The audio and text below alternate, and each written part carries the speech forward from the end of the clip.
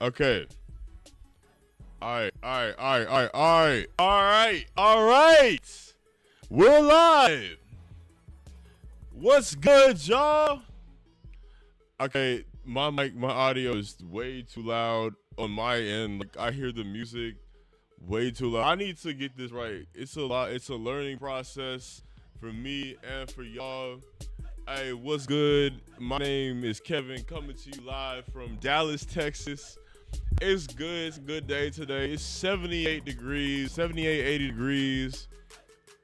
It's deeper than last time. So, I got a question. Does the microphone sound does it sound normal? Cause last time it was completely fucked up. Turn the input down. Okay. How's that? How do I sound? Thanks for the feedback. We gotta check into the stream. Next time I'm gonna go ahead. I'm gonna advertise it on my Instagram and all my other social medias next time. But this time we just going off the dome right now. Back up. Okay, so I thought because the way I was because last time it was actually I think it was like a sort of an issue where it was an issue where last time I was doing the stream and then I went and looked back at the clip and like somebody commented like literally I guess one of someone that I know personally because that's how it's been for most of these streams where it's like people that I know personally or that I have known before, like they just been checking in on me. But like basically she commented and was like, it sounds like you have a voice changer. And I thought it was just that like I thought it was just like something weird, like maybe my voice sounds different.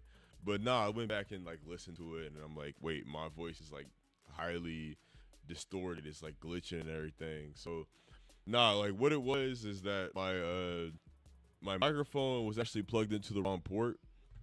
So if you saw that, like, okay, if you in the chat, how does it sound? Like real quick.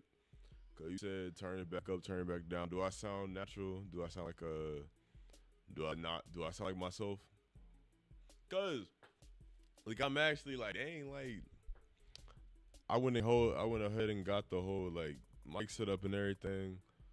It'd be a shame, but like no, I feel like it's because I had it plugged into the wrong port. Cause the ports on my computer are a little bit weird. It's still deep. You say it still sounds deep. That's crazy. I mean, I don't know. We might just have to run with it this time, like, cause wow, like it still sounds deep. Are you sure? Cause like I was like, okay, I went and tested it. I was just gonna say I did some test clips, and this is gonna be real brief. But like I was looking at it, and then I was like, dang, bro. Hold up, check the phone real quick. All right. At least I just want to know if I sound like a regular person and not a robot and at least not like I'm like glitching everywhere cuz that's a thing like where I'll be on here and then I don't want to be like I want to sound like a regular person. So if it's like if I don't sound like a regular person, if I'm like if my audio is bouncing, jumping and I sound like a robot, then it's like I don't want that because there's one thing about YouTube and the internet and videos, it's that people will put up with all types of like they might put up with bad video, but bad audio is one of those things that you just cannot you can't tolerate. I personally can't tolerate it. If somebody has bad audio, I'm gonna instantly take them less serious, like by default. And it's not even like they could be saying some real good shit that makes sense. But if they have bad audio, it's like it's already like, bro, like I have to listen to you talk for like, a long time. Like I can't listen to your $5 microphone for too long. I can only listen to that for so long. So like if I have bad audio, it's like I can't. That's unacceptable. Like yeah, I'd rather have bad video. But okay. Anyways, hold on. I'm trying to pull up my studio real quick on this side. Give me 1 second. Cause okay. All right. We good for now. And okay. So what's going on, y'all? It's your boy KJB Kevin.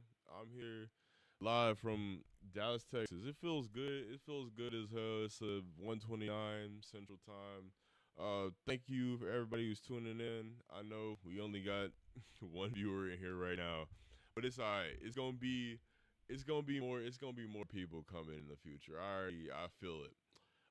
But today we got a few interesting topics to talk about.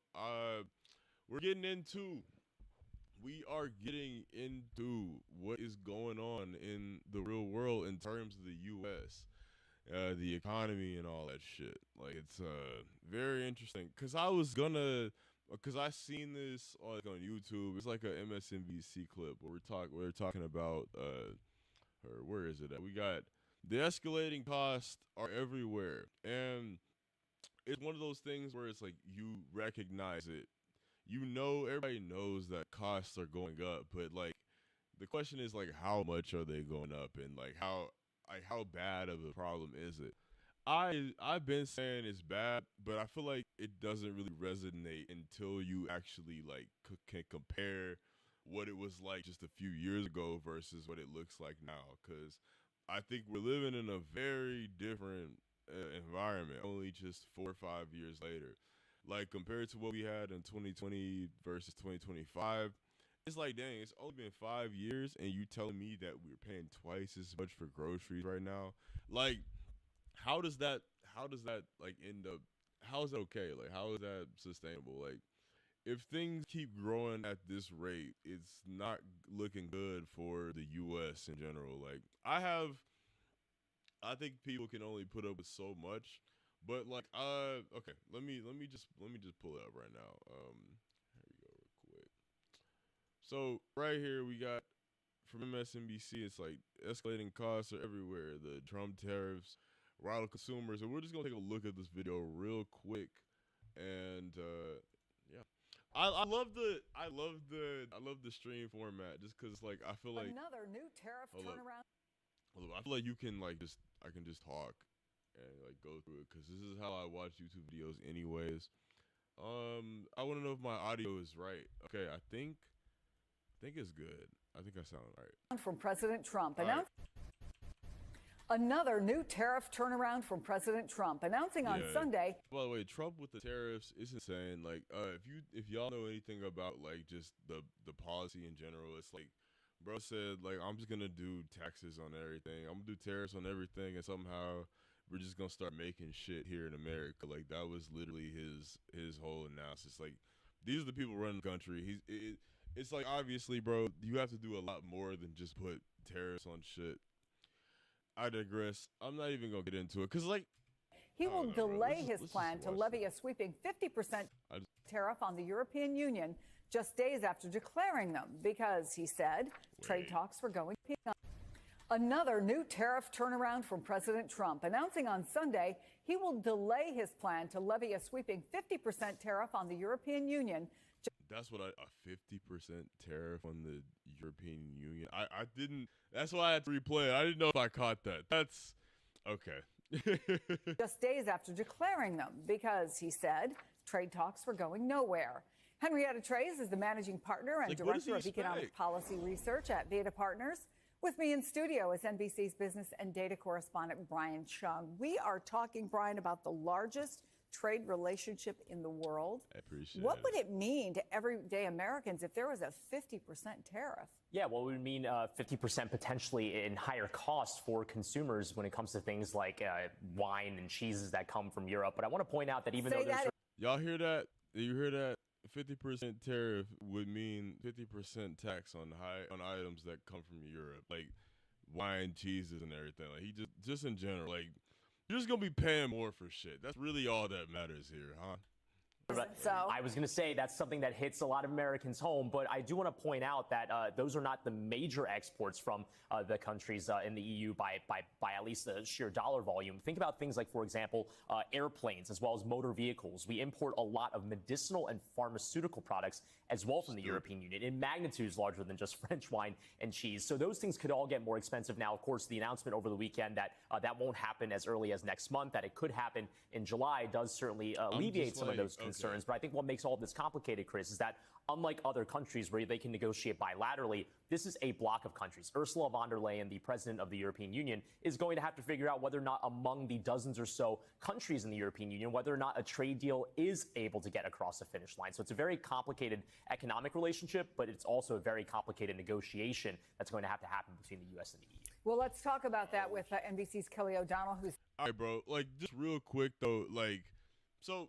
Okay, if you don't know what a tariff is, it's a tax on imports. So his whole idea is that, like, if we tax things that come into America, like, people will start having to buy shit that's made in America. But it's like, the problem with that is there's a lot of problems with that. If that's your only policy, if that's the only thing that you're going to do in hopes that you will just entice consumers into buying American shit, like, that's not how this works. Like, we don't even know how to make shit here in America. Like, that is the fundamental issue here. Is like, we don't even know how to make shit. So even if we were to, like, okay, let's just say every company was like, oh yeah, we're sorry, Mr. Trump, we'll just go and we'll make everything here in America now. Like, it takes time to build up that level of manufacturing capacity here in America, especially when we haven't been doing this shit for, like, the past several decades. So it's like, it literally takes time. You have to build the factories, and you have to train the workers and all that shit. So the only way that a tariff could be effective in increasing, like, manufacturing here is if you do all the other shit beforehand. And I'm looking at it, like, from the perspective of, like, if I wanted to, like, increase tariff, if I want to increase American manufacturing specifically, like, obviously, like, I have other problems with, like, what he's saying and what his supposed goals are. But, like, if you just want to increase manufacturing here, like, there's other steps that you need to take, even if you're looking at it purely from what Trump's saying he's trying to do. Well, him and his people, whatever. If you look at it from that perspective, it's like they're already, like, flawed in that regard. But, like, yo, like, all it's doing is making shit more expensive for us. It's like, effectively, it's like either they won't trade shit, they won't import things over here, or they just gonna pass the cost over to consumers. Like, those are the real only two possibilities here. And also, like, if anyone's in the chat, I at least want to know, like, how does my audio sound? Cause I plan on going through and cutting these videos up and upload them as regular clips. And I at least want to know, like, okay, is my audio, does it sound good? Like, cause I want to, like, do, like, reactions and shit like that. But all right, anyways, though, y'all let me know. But I'm saying, though, like, bro, Trump, his whole, it's just like, it's just stupid. Like, if you I get, like, manufacturing shit here in America. Like, I think that even from, like, a climate perspective, it's better for the environment to not have to bring everything over from Asia. Like, if we can make it here, we should make it here. But, like, if you're gonna do tariffs, if you're gonna block imports without any, like, prior goals and, like, prior projects to bring manufacturing back here, then all you're doing is making shit more expensive, and you're, speeding up the inevitable collapse and demise of America. That's all you're doing. Like, people are already stressed out, tired, mad, all that shit. You add in more prices, you're raising up the prices for no reason. Like, all you're doing is, like, escalating the inevitable that would have taken much longer. But I mean, Trump is an idiot. I mean, that is kind of the... At the White House, do we even know where these trade talks between the White House and EU stand right now, Kelly? In the specifics, no, we don't. But we know that the president has been speaking out and forceful about his concerns that he wants to see negotiations proceed, and at the same time also having some flexibility, as he likes to describe it, after talking about tariffs, imposing tariffs, ratcheting up the pressure, then being willing to pull back the pressure by delaying that 50% tariff on the EU until July, giving some breathing room for negotiations. And on this holiday, we have not heard from the departments that would be directly handling this, but probably in the days ahead, we will get more insight about how they're going about trying to have negotiations. But the president has made tariffs a central theme of his new administration, and he has long expressed and frequently expressed. Tariffs, the most beautiful word in the English language. Like, you literally said that shit, and then, like, bro, on election day, it's like, you literally have Americans Googling what is a tariff. Like, bro, people don't know what words mean. So the only reason that something like that works is, like, most people don't even know what that shit means. So it's like, when he said that, I'm automatically thinking, like, this is going to be bad. But, like, the fact that, like, that wasn't the thought that most people had is kind of crazy to me. Because, like, bro, if you know anything about, like economics, like, I feel like we should all have a basic knowledge of economics. I feel like they should teach this shit in school, right? Like, it's like they have, like, they don't teach it in school, and then, like, we're all kind of just, like, shocked and surprised when shit happens. Like, that's, they undereducate us on purpose, right? But it's like, bro, a tariff is a tax on imports. So when Trump is like, tariff is the most beautiful word in the English language, and we're gonna do great tariffs, it's gonna be great, China's gonna pay. It's like, dude, it's like, is that really how that's gonna work? Like, do you think companies would voluntarily take less profits? Like, because that's really what that would, unless you come out and force them to take less profits, which is ironically like what China does, then, like, you're not gonna move the needle anyways. Like, I don't know, bro. His frustration with the EU, and Brian laid it out about how you have different countries with different kinds of levels of interaction with the U.S. in terms of commerce, and it is, in fact, complicated. So broad brush strokes from... Question, if you ask what the inevitable is economic collapse. The continuing to go down the trajectory that we're going down will lead to economic collapse. It's not even like a matter of, it's not a matter of if, it's a matter of when at this point. Like, the seeds have been planted. We're already headed towards that direction. And economic collapse. So basically, I just want to explain, like, American consumers have already been, like, pushed relatively thin. So when you have a like, okay, for example, I just want to I want to put it like this. Like, the economy, it relies on, like, circulation of wealth, right? Like, it's literally what the economy is. It's what the current economy needs to continue pushing forward. Like, you invest, and, you know, people buy your shit. Or if you're a company, right? You invest in a company, people buy the shit from the company. Like, but what happens when people no longer have money to purchase it? Like, you as a company, like, you can no longer you can't continue going on as normal. So, like, if you are a corporation, any type of business, you employ workers. When your revenue drops, you necessarily have to fire workers in order to, you know, what's the word? In order to justify your existence as a business, like, you have to continue to turn a profit. So when corporations can no longer turn a profit, when businesses in general, not just massive corporations, when businesses in general can no longer turn a profit, they start cutting back on their own costs. So this is what happens after literally, like, almost like 20. It goes beyond this, but, like, after decades of, you know, billionaires taking wealth from the majority of the population, hoarding it for themselves, they don't allow the working class to circulate, to stimulate the economy. That's why credit cards exist, for example. Like, in the era of never-ending, endless greed, credit cards were introduced in order to keep the economy afloat as as the people at the very top continue to siphon off more and more from the workers. It used to be that you could afford to live in a house with just one income and all that shit. I know a lot of people like to be like, oh, but now like women enter the workforce and now you can have a you can have a two-income household. Okay, the thing is with that, as soon as women began to enter the workforce, it's like now business owners took that as like an opportunity to like slice wages in half, because now like you have two incomes instead of one. So they did that. That's just one thing. But then also like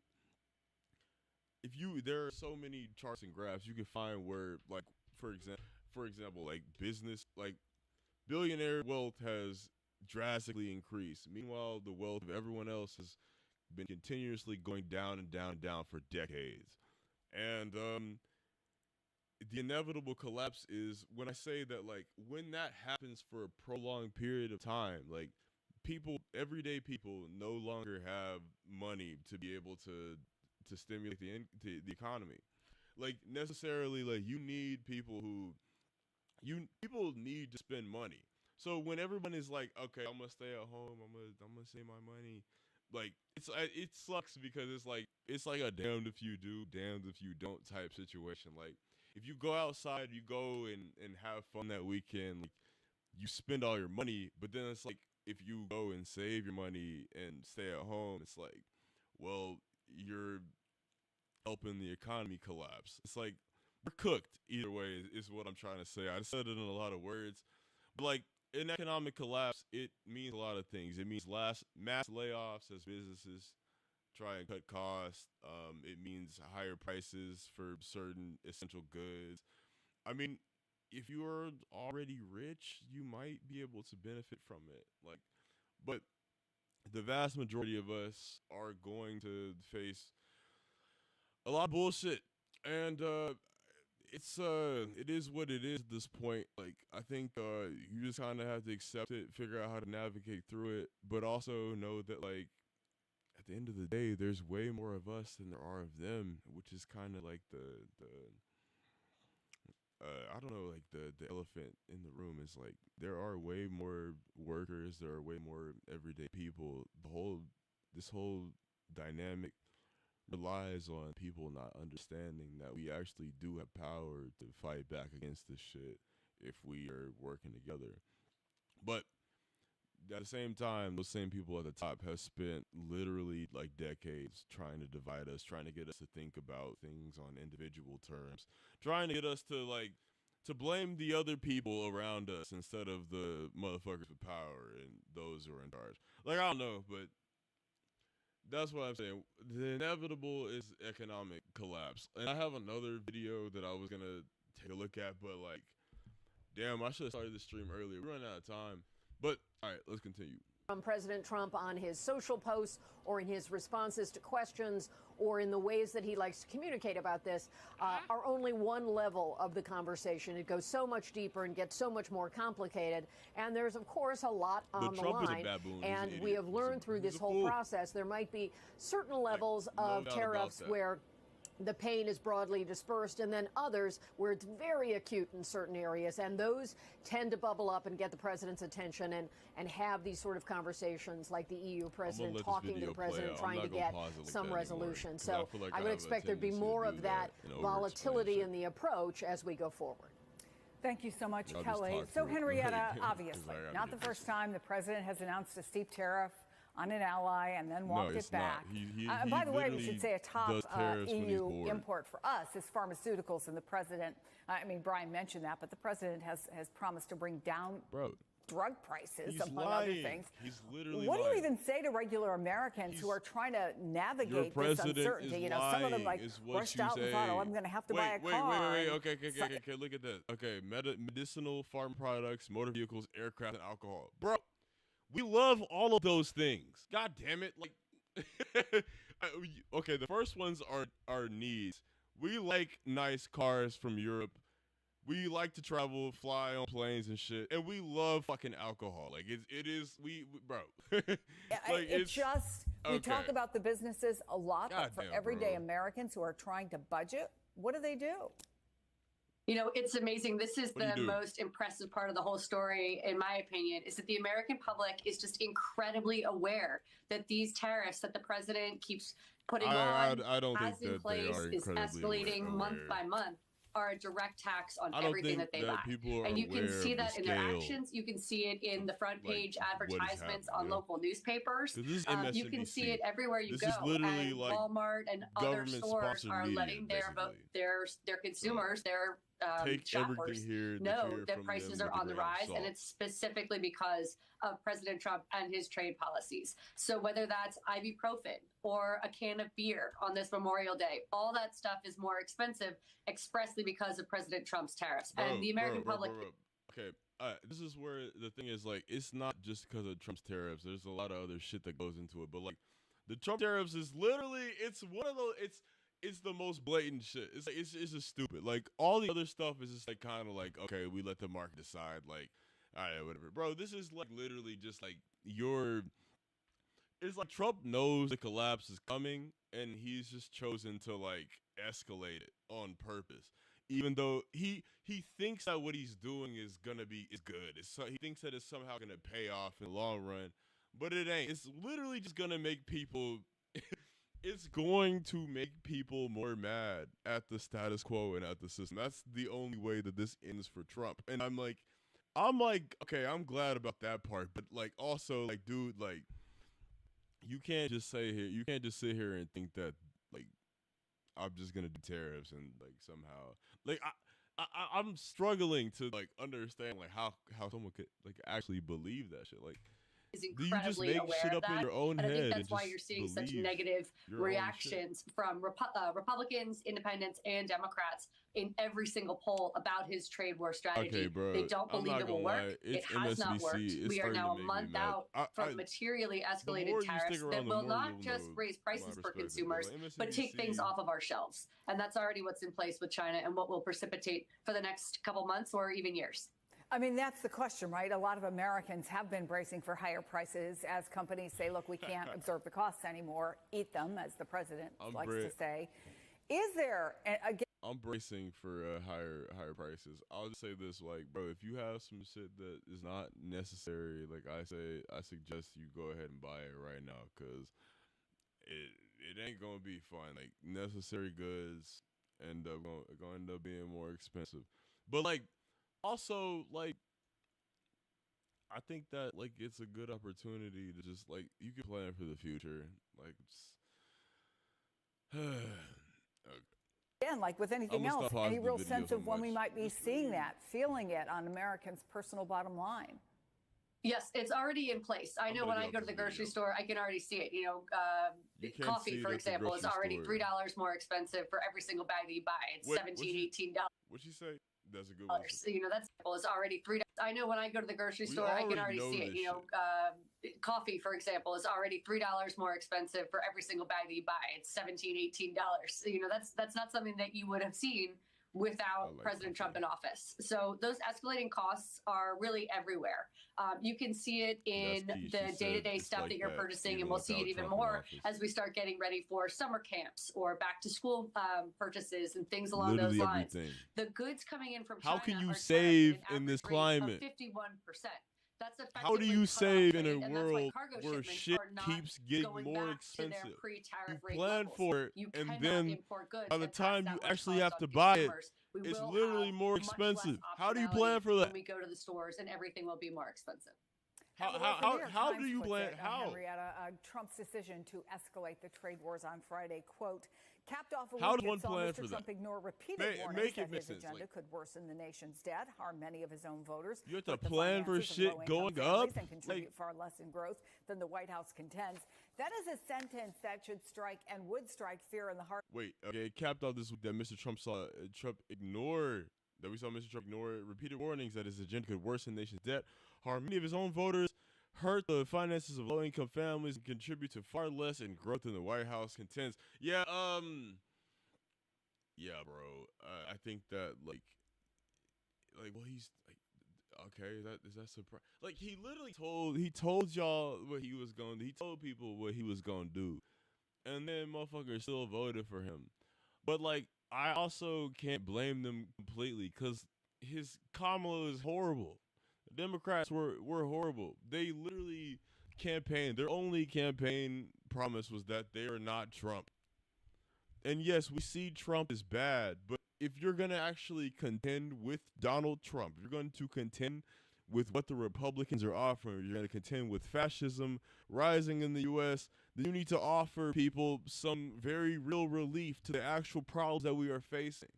Democrats didn't do any of this shit, and now we have Trump. Like, it's plain as day. And like, I'm just like, all right, almost bro. Any political analyst for sure. But the Times obviously is referring to Trump's massive budget bill containing a lot of his domestic priorities, which is now in the hands of the Senate. Some of them don't like it. Like, people have been talking about like the budget cuts they're doing. Like, they're just cool for no reason. Huge like, piece yo, of let's just cut Medicaid and the back and forth on that. They're trying to do all this shit. Like, they literally, Republicans have everything. Especially for low-income threshold individuals. So, for example, not only are the tariffs taxes, but the tax bill does not include new tax cuts. Almost $3.8 trillion of a $4 trillion bill is extending the status quo. So there are pieces of tax reduction in here for some small segments of the economy on overtime and tips and things along those lines. But for everyone else, you will be paying $3,200 more for everything that you buy this year. And hey, did you hear that? And that's literally, I guess that's one thing. This is just a start, right? She said that you'll be paying $3,200 more for everything that you buy this year. So, like, if you made your budget based off of last year, if you have been budgeting based off of how things traditionally have historically cost, like over the past couple of years, bro, you gotta redo that shit. Like, you gotta up it up because, like, it's just simple bad. Like, how do you plan for that? Unless our wages go up by that same amount, that's like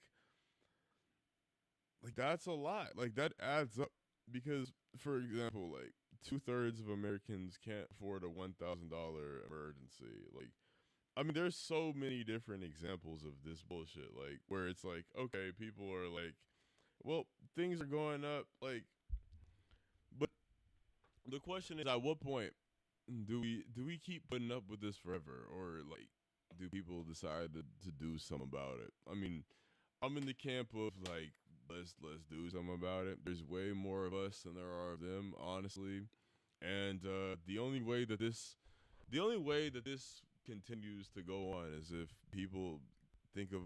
we think of ourselves as individual players in this game of life. Nah, bro, like, that's not how this shit works. Like, the fucking rich people, the billionaires, they understand that this is a team sport. They understand that it's them versus us, which is why they work together to make this shit happen. Like, honestly, that's the thing. Like, right, okay, I was looking billionaire wealth since 2008. Since 2008 financial crisis, the wealth of the world's billionaires has significantly increased.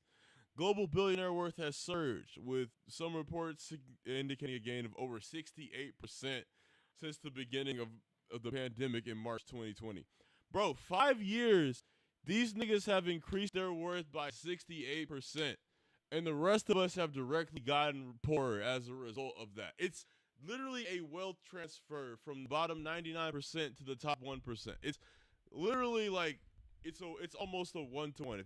I'm not even gonna look it up because you can go and look it up yourself. But this is literally a wealth transfer. Their billionaire wealth comes from human labor, the labor of their fellow human beings, the people that are working in the factories, in the stores.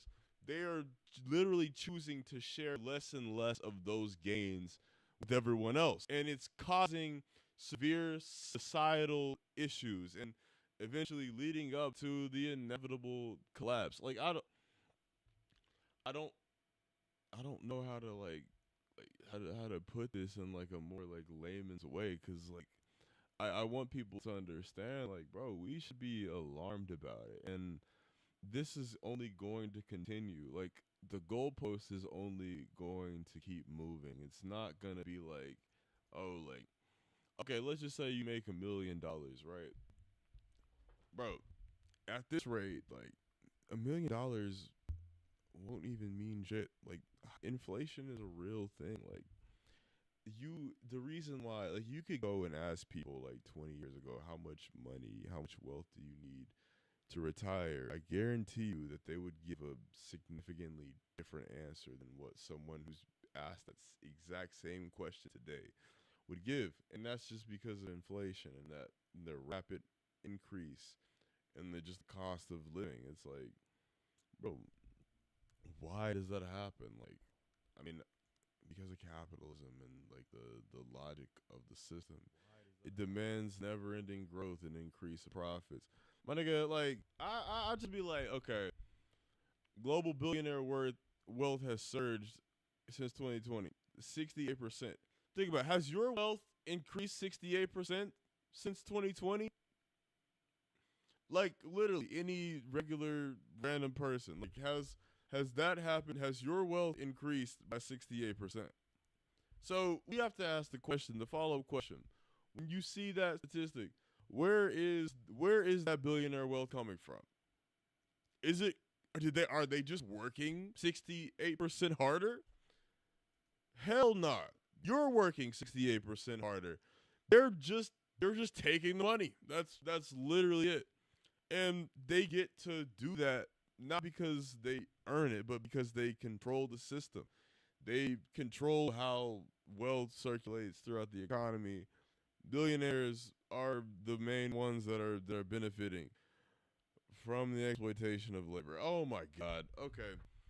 Next, we're about to move on to the next thing, but I was just like, bro. There is not a commensurate tax cut in this package. Indeed, it is deficit increasing, which is why the bond markets and your stock portfolio are having a problem at the same time.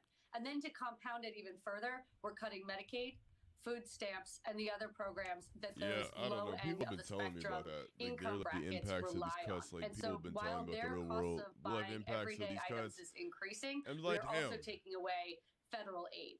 And that's going to make what we're expecting in terms of recessionary outlook, reduced or raised unemployment, and overall inflation continue for the remainder of this year. And the tariffs haven't really even fully been baked in yet. There are more tariffs to come on pharmaceuticals, on the EU, and more than 100 other nations, according to his Liberation Day plan. Okay, that's enough of that. I'm sorry. That went on for far too long. Like, all right, bro. But the thing is, I think about it like this, bro. Like, what is a recession? Because the media themselves, they play a role in like normalizing all this shit. Like, a recession is systemic violence. Like, it's literally, okay. We can talk about, let me tell you about like recessions in general, because I know the media, the education, like, educators, a lot of people like to treat recessions as if it's just a normal part of like economic activity. They just happen for no reason. But it's like, no, there is a very real and valid reason as to why recessions happen. But also there's a very real like basis for recessions. Like, okay, let's just like talk about it like on a very basic systemic level. Like, capitalism, right? It's a system where there are two major contending classes, two distinct groups of people that have, I wouldn't say equal power, but two groups of people that have power. You have the capitalist class, the owning class, and then you have the working classes. The bourgeoisie is the capitalist class, the proletariat is the working class. So these two distinct classes that society is divided into have two very distinct goals and like desires, right? If you are a capitalist, if you're an owner, then your desire is to make as much money as possible while paying your workers less. You want to squeeze as much work out of the workers as possible while paying them as little as possible. If you're a worker, you have goals that are literally directly the opposite of that. Like, you want to work less and make more money. And so now society is basically split 50-50 between these two goals at any given time. And one thing that we see today is that okay, the interesting thing about that dynamic though is that the working class significantly outnumbers the owners. Like, I mean, like, bro, I wouldn't even be surprised. Like, like 1,000,000 to 1. Like, it's not even like, I don't know, bro. Like, there are a lot more workers than there are like capital. There are a lot more workers than there are owners, pretty much. Because just by necessity, like, you cannot have a factory and you just work that shit yourself. You have to employ a lot of workers. So what happens is that the workers are divided in their work. Like, the tasks that workers do are very much divided. They're split in different parts. So, like, if you're a worker, you don't know how to make, like, let's just say you make iPhones, for example, right? The average worker who builds this iPhone doesn't know how to make the whole entirety of the iPhone themselves. Instead, they know how to make a specific part. Um, some worker might put in the cameras, the other one puts the assembly, the other one does the charging ports or some shit like that. Like, that's just an example, right?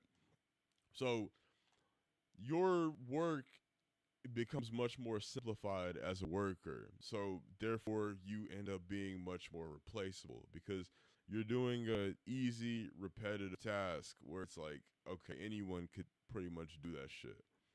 So from that standpoint, as an owner, the workers are just another cog in the machine. Like, if one of you acts up, if one of you gets hurt, like, I can just replace you. Like, okay, like, I have to pay out workers comp, whatever. That's just another line item expense. So pretty much though, like, they have all the control in this scenario. Like, bro, it's the fact that there are way more workers. Okay, the interesting thing about this dynamic though is the fact that there are way more working people than there are owners.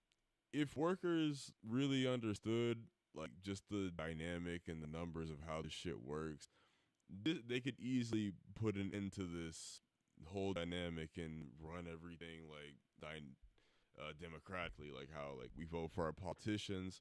Like, we could institute a system where, like, we would vote in our bosses, for example. Like, if workers understood how much power they had as workers, then we could easily, like, overcome this weird undemocratic dynamic. But the thing is though, like, the owning ruling class, they put in a lot of effort and time to making sure that working people don't understand this dynamic.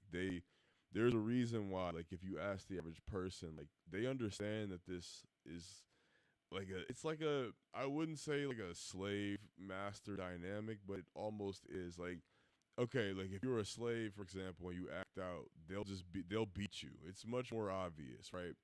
But if, as a worker, if you don't work, you won't get beat, but you run the risk of starving, not being able to provide for your family. Like, there are very real, like, threats that keep workers in line and keep them from stepping out of line. Um, but that's only if they act as individuals. When workers can come together and recognize the power, it's a very different thing because it's like they can't fire everyone.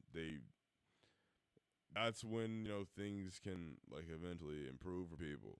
But as of now, there's a lot of people who don't realize that the average worker in America thinks that the way to escape this cycle is to become a part of is to start a business, or they themselves could individually get lucky, or some shit. Like, they think that escaping the turmoil for them means joining up with the ranks of the upper crust of society, instead of, like, hey, collaborating with your fellow workers and working together to change shit. I don't know. Basically, what I was saying though is like all the shit that I was just talking about with the Trump administration, like this is going to be another wealth transfer from the working poor, the working class of society, onto straight up to the billionaires. Straight up. Like we seen that, like the thing I just showed, like it was like what billionaires increased their wealth by like $10 trillion. Where is it at right now? Right. Oh yeah, like they okay. Actually, let's just do how much has billionaire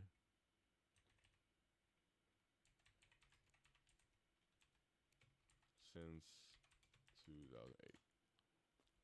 How much has billionaire wealth increased since 2008?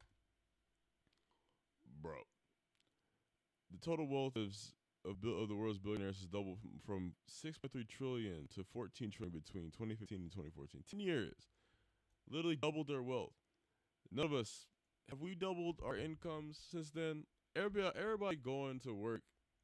Like, think about it. Like, if you've been working that long, has your income doubled?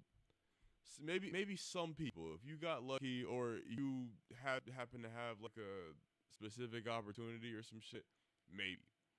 But for the vast majority of us, that has not been the case at all.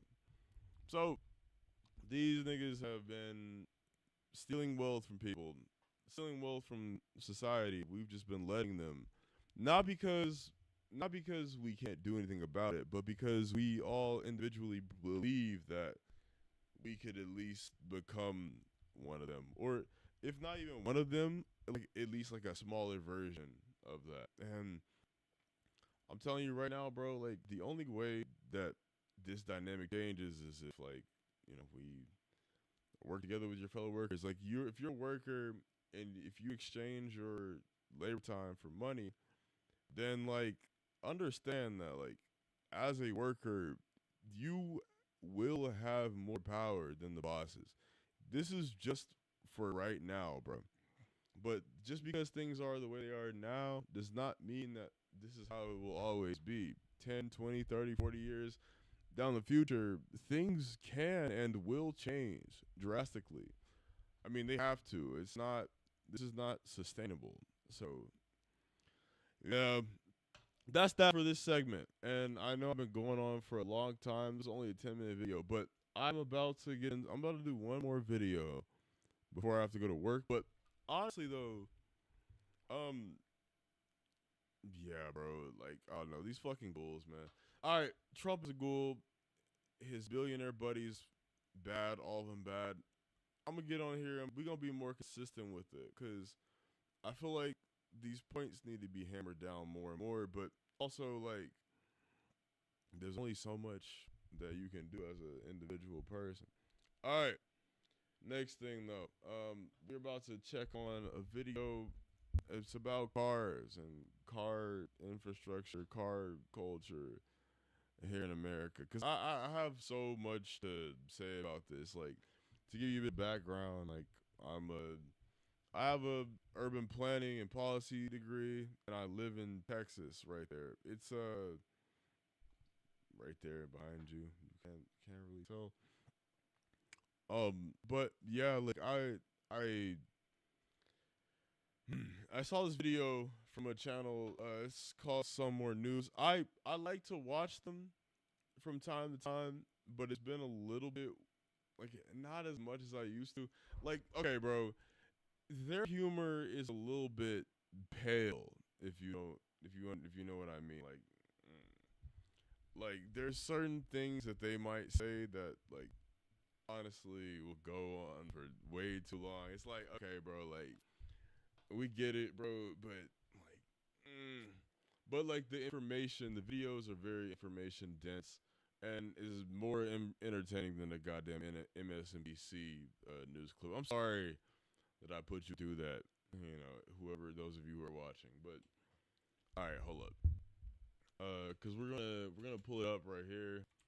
I was like, bro, I should really start advertising when I do the streams on my Instagram, because I think I have people who would tune into it. It's just more of like a matter of like Next generation of MAGA oh God. Okay, but like I saw this episode and I was like, I just knew I had to like do it in a stream, just because they're like highlighting so many of the things that like I be trying to tell people, especially here in fucking Texas. Like, oh my God, bro, the car culture, the car dominance is just so it's so astounding here. Like, we literally have, like, bro, I was driving one day and I saw somebody in a lifted pickup truck, and there was like a fucking Chevy Silverado next to it, and that shit, I kid you not, the top of the Silverado only went up to the lid of this fucking lifted pickup truck that this person was driving. And I was like, bro, how do you like how can you just drive that with like a regular like Class C license? Because in Texas, like, you can they're in more sane country, right? You're not driving that without a commercial license. Some of these trucks have been getting insane. But like, also, it's just the car culture, car dominance in general. Like, at a time where, bro, I don't know, we're literally burning the planet up. You would think that we would be making more fuel efficient cars. You would, like, we need to be taking action yesterday. Like, dead ass. And whilst that is the case, we're literally doing things, we're producing and doubling down on the shit that's burning the planet. And I'll be like, man, like, I wish that I could just like I don't even know, because it's like, it's ridiculous. But like, okay, here, let me pull it up. Some more news. Car ownership and car insurance is kind of a scam. It's a bit of a longer video, and that's gonna be the main point of the stream today. But I was just saying that, like, I usually normally their videos be a lot longer than this. It's 39:14. Okay, I'm gonna skip through the ads because they do ad breaks. But like, I saw this, I was like, bro, I kind of gotta pull it up on the stream. Like there is not often that you can react to like some more news video. It's just 39 minutes, but that's just really like 30 minutes. And I'm not gonna pause that much this time because I know I'll be doing that, and then like I'll just be talking for so long. But like, nah, like we just gonna watch it. But like I said, Hello, the humor America. can be kind of pale. America, we love it. We love and here's America. Some more news. I love America. Here in America, bigger is better. Yes, that extends to everything from big the truck, size big of our dick, hamburgers bro. to the distance we have to drive to get those hamburgers. Yep. Because I don't want to walk anywhere unless I absolutely have to. Have you walked anywhere recently? It is terrible. The point is, America is incredibly spread out compared to almost every other nation in the world. And while we could have designed a robust train system to navigate that, we didn't. If you recall, we did an entire episode about how America was rather insidiously designed for car ownership, from sedan to shining sedan. Remember in Roger Rabbit how, spoilers, Judge Doom is secretly conspiring with the Weasels and also with RK Maroon to eliminate the city's public transit system, and spoilers, which all the blue-collar workers depend on, even this good-hearted mook, in favor of interstates dotted with endless hamburger signs. Bob Hoskins may have thwarted him in the movie with a steamroller and a hose full of Hulk piss, but here in reality, Judge Doom's plan came true. In America, which we love, you pretty much can't work or thrive or survive if you don't have a car. Cars won. Everything that happened in Roger Rabbit is just pure fantasy. It's an irresponsible film, irresponsibly sexy. More like Bob Hotskins, am I correct? Yes, I am Bob Hotskins. Anyway, cars are bad. True, cars completely dominate America. They dominate American culture. They are the only way to get around. Like, if you don't have a car here, then you're pretty much cooked. Especially in fucking Texas. Oh my God. Maybe I'm being a little reductive. I will never leave Texas, Cars are by fine. the way. But no one's ever died because of a car, after all. Impossible. But here in America, owning a car is way more of a nightmare than it needs to be. Especially since car insurance rates have been, like everything else, steadily going up. There are, in fact, multiple predatory industries that exist simply because we don't have that choice. Because we super don't. According to the Census Bureau, the average commuting time in America in 2019 was about 27 minutes one way. You're going to need an automobile for that kind of distance. I'm sure. I guess you could ride your bike if you want to enjoy the vast beauties of America's 4-lane arterial roadways while you try not to be sideswiped by a Dodge Ram. Or, if you're part of the lucky 55% of Americans who actually have access to public transportation, that's what I laughed at. You could do that instead. Of course, the average commute time for someone using public transportation was about 47 minutes, nearly twice as long as someone driving themselves to work. You should be legally allowed to slap someone for making you wake up that early. The point is, while we don't technically need a car to get around, we kind of do. You know, unless we make our cities. You don't technically need a car to get around. Like I could walk to work. I could walk to work. I mean, I actually am so curious. Like, okay, so I know that like it takes 8 minutes via car to get to my job, right? If I were to walk there, I actually am gonna. Oh, let me actually type this in. Let me see. Okay. It's okay. This is 8 minutes to get there via driving. If I were to walk there, it's an hour and 26 minutes. Like I don't see it as that far, but that's a 4 mile drive, something like that. It's 4 miles away. So yeah, like there's no buses, there's no public transportation where I live. So like driving is pretty much a necessity. Like if you live in this area, you're either driving yourself or you're getting a family member or a loved one or a friend to take you, or you're paying Uber, which is in that of itself an entirely whole other different issue. So yeah, like if you don't have a car, you're cooked. Like I don't know. It's more walkable. Kind of sucks. Seems like a good idea. But until then, we need to own a car, which means we need to buy a car, which means we need to maintain a car. It's not unlike when people rode horses, I guess, I assume. Your horse was your entire life. It was your personal vehicle, your delivery truck, and your coworker and possible romantic rival. There was a time on this earth until very recently when you absolutely had to own at least one horse or else you would almost certainly die. And horses are expensive. They eat... This was not how it was. Oats? This was not how it was before cars. Oats. They eat so many oats. If you're looking at a horse, it is full of oats. You also have to take them to the horse mechanic every so often. And is the horse mechanic free? Yeah, horse mechanic. Yeah. Cut to like when he said that like horses were expensive and everyone had to have a horse, he was being sarcastic. He wasn't exactly being for real. Just so you know. And as of 2021, the average American spends 20% of their monthly income on their car. For most people, it's the single biggest household expense aside from the housing itself.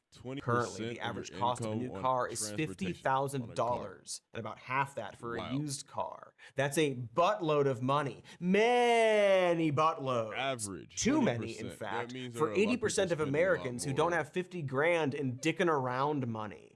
We'll never even see that much cash in the same room unless we find ourselves unwitting accomplices in a now you see me situation. Unfortunately, most of us are in more of a now you don't situation. But again, choosing not to own a car simply isn't an option. So people of average or limited means, aka most of us, end up getting a car loan with high interest rates and various tacked on fees to keep you on your toes like a salt packet full of wallet gremlins. The average car loan lasts for 6 years, with monthly payments of $742 for a new set of wheels and $525 for a car that strangers have farted in. Once that loan ends, you've not only paid you're paying $500 for a new car, for a used car. That's crazy. I'm sorry. But again, like, I wouldn't be surprised. Like, bro, oh my God. Much as 25% more than the original cost of the vehicle. But all that money was essentially thrown into a pit because car ownership is a massive sunk cost, like investing in Pogs or NFTs of Pogs. Oh, whoa. I just invented those, didn't I? Did I? Ah! Oh, well. The dream is dead.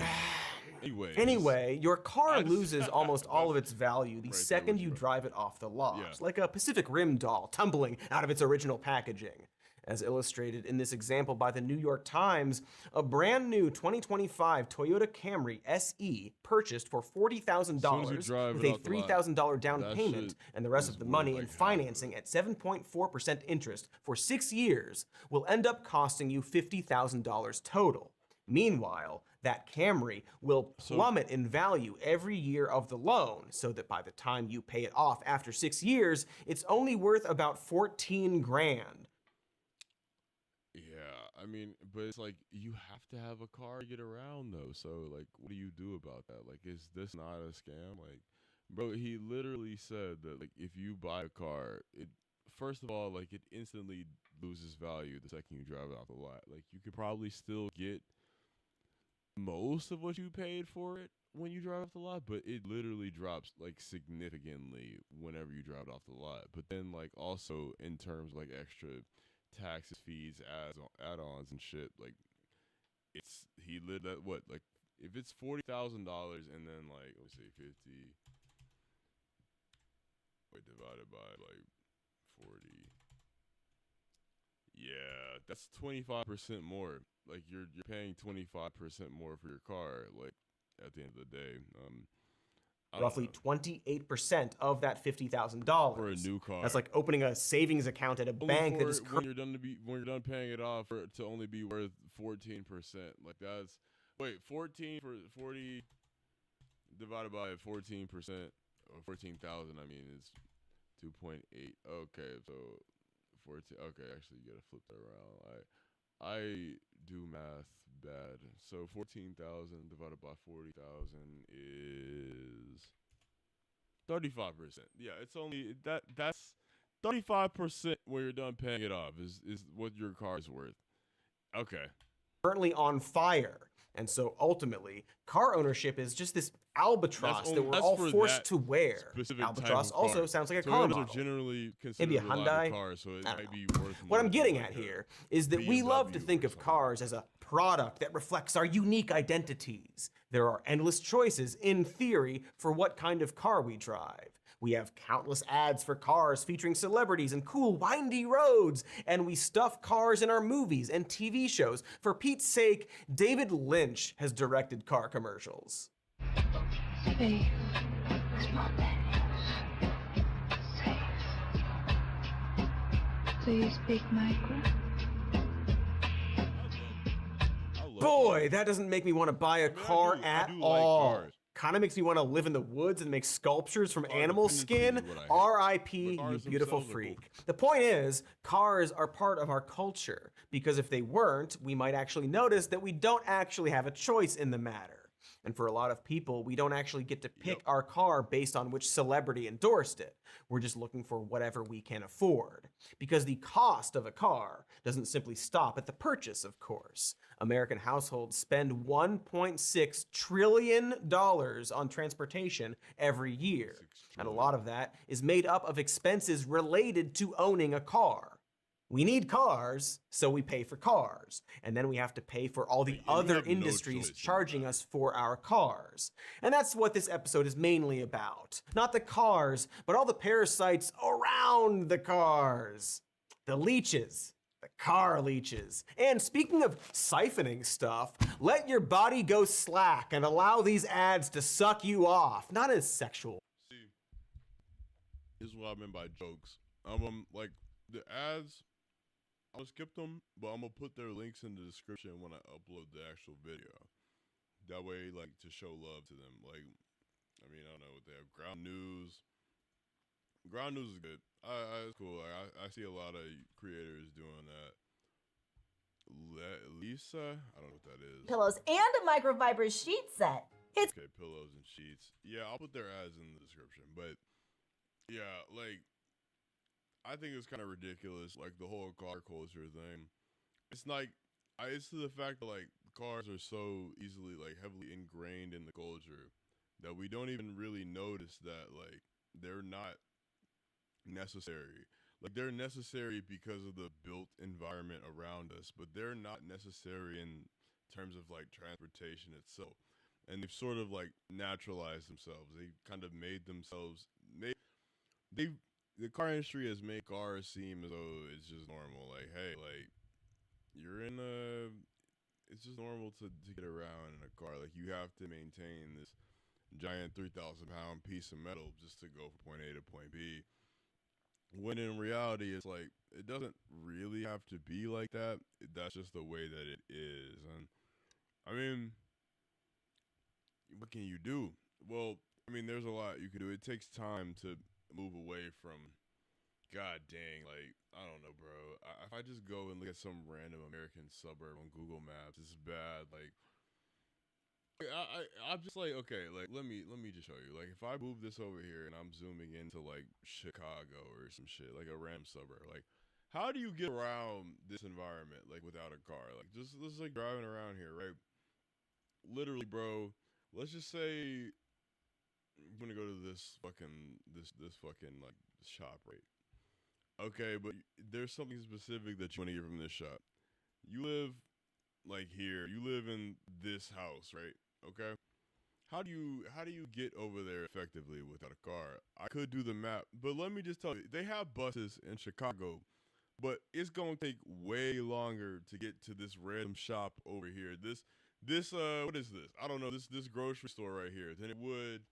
It's gonna take way longer in a bus or by walking than to get over there by a car.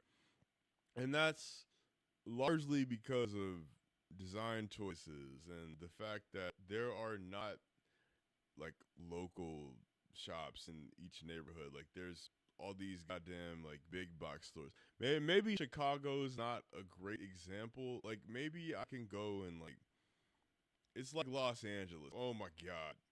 I want to use Texas, but like I don't want to like my location is on there, and I'll get off of there. I'll get off of there next time. But Los Angeles, for example, this is a better example because there's a lot more like Texas. I can give you so many more examples in Texas because I know Texas. But Los Angeles is a pretty good example. Like this is not an environment that encourages people to walk. And I think a lot of people can simply just be like, "Oh, we're not Europe, we're not yeah." Da, da, da. And you know that's true, but it's also like there are a lot more issues that go into not having walkable cities than just like money being made by car companies. I mean, and they're gonna get into that hopefully, but I mean, even London. Okay, bro, let's just get back to it because this is like my main thing because I went to school for urban planning and I'm like, okay, I cannot stand the way that the city's built, and I stay here. The reason I choose to stay in a place like Dallas is because I know that there's so much potential for America and American cities to be better, to not be the car-centric hellscapes that they currently are. But it's going to take a lot of work and time. But it's not even like a question of like if we should do it. It's more of like when. Because if we don't, then the environmental impacts and that's really the main, like, no, we kind of have to. Like, we have to. But okay, he's going to talk about why his car insurance sucks so bad. So let's see what they have to say. Back from those ads, unless you didn't have any ads, in which case, welcome back from nothing, you lucky ducks. We've been talking about how much owning a car just kind of sucks, but we all have to buy one anyway, because you can't walk up to the drive-thru unless you're drunk, and then you're just being very responsible. But we don't just have to buy a car, we also have to buy car insurance. And even though it's literally against the law for you to drive without insurance, only a few states offer government-sponsored car insurance programs. And even those are just for low-income families who qualify. The vast majority of people have to buy it from a private company. And this legally mandated private insurance policy will cost you a regular monthly premium. And that premium is currently rising in America. And now it's time to wonder aloud why that is. Also, why does it just suck to begin with? Well, let's say you're in an accident. I'm not saying it's your fault. Maybe you rammed a replica Batmobile into the side of a building to save some nuns from whatever might be threatening them. Presumably, other larger nuns. But whatever the cause, your vehicle has suffered catastrophic damage. And now you have to file a claim with your insurance provider to hopefully cover the cost of the repairs. First off, a lot of policies will use broader language or vague definitions of words like accident or collision in order to weasel around coverage. So it's possible your insurance company simply denies your claim. But if it is covered, you'll often be presented with some options of preferred shops to perform those repairs. You don't have to use a preferred shop, but if you don't go with the preferred shop, the entire process can take much longer because preferred shops typically have a working relationship with the insurance company. And nobody can afford to be without a car for very long, so you're under a good amount of pressure to get your sick-ass wheels fixed as fast as possible. But even if you take your car to one of their preferred shops, there's no guarantee the insurance company will cover the entire cost of the repair. That's because insurance companies get to set a maximum amount they will pay for every kind of repair based on the fair market value of the car, including parts and labor. So you could take your car to one of your insurance company's preferred shops to get repairs that are covered by your policy, only to find yourself on the hook for a potentially large amount of money because the cost of the repair exceeded the predetermined amount a British lizard was willing to pay for it. The potential risk of racking up a gigantic bill is so great that 39% of insured drivers have neglected to report a collision to their insurance company, either because the damage was too small, the deductible was too high, or they didn't want their monthly insurance rate to go up as a result. In other words, insurance is such a Samuel L. Jackson that like a third of people who pay for it can't even afford to use it. And look, I realize scam is a harsh word, even with the fun spin I put on it that you loved and are commenting now about how much you loved it. But again, we're forced to have this, and a portion of people can't actually afford to use it. Not to mention that many of these companies, which we are forced to choose from, are literally doing scams. Hey, remember CarShield? If you're a mid-level celebrity looking for an ad gig, you probably do. When you're protected by CarShield, it goes like this. First, tow truck takes your vehicle to the mechanic of your choice. The cost of the towing, nothing when you have CarShield. Ring a bell? Okay, here's another ad. All you had to do was call CarShield.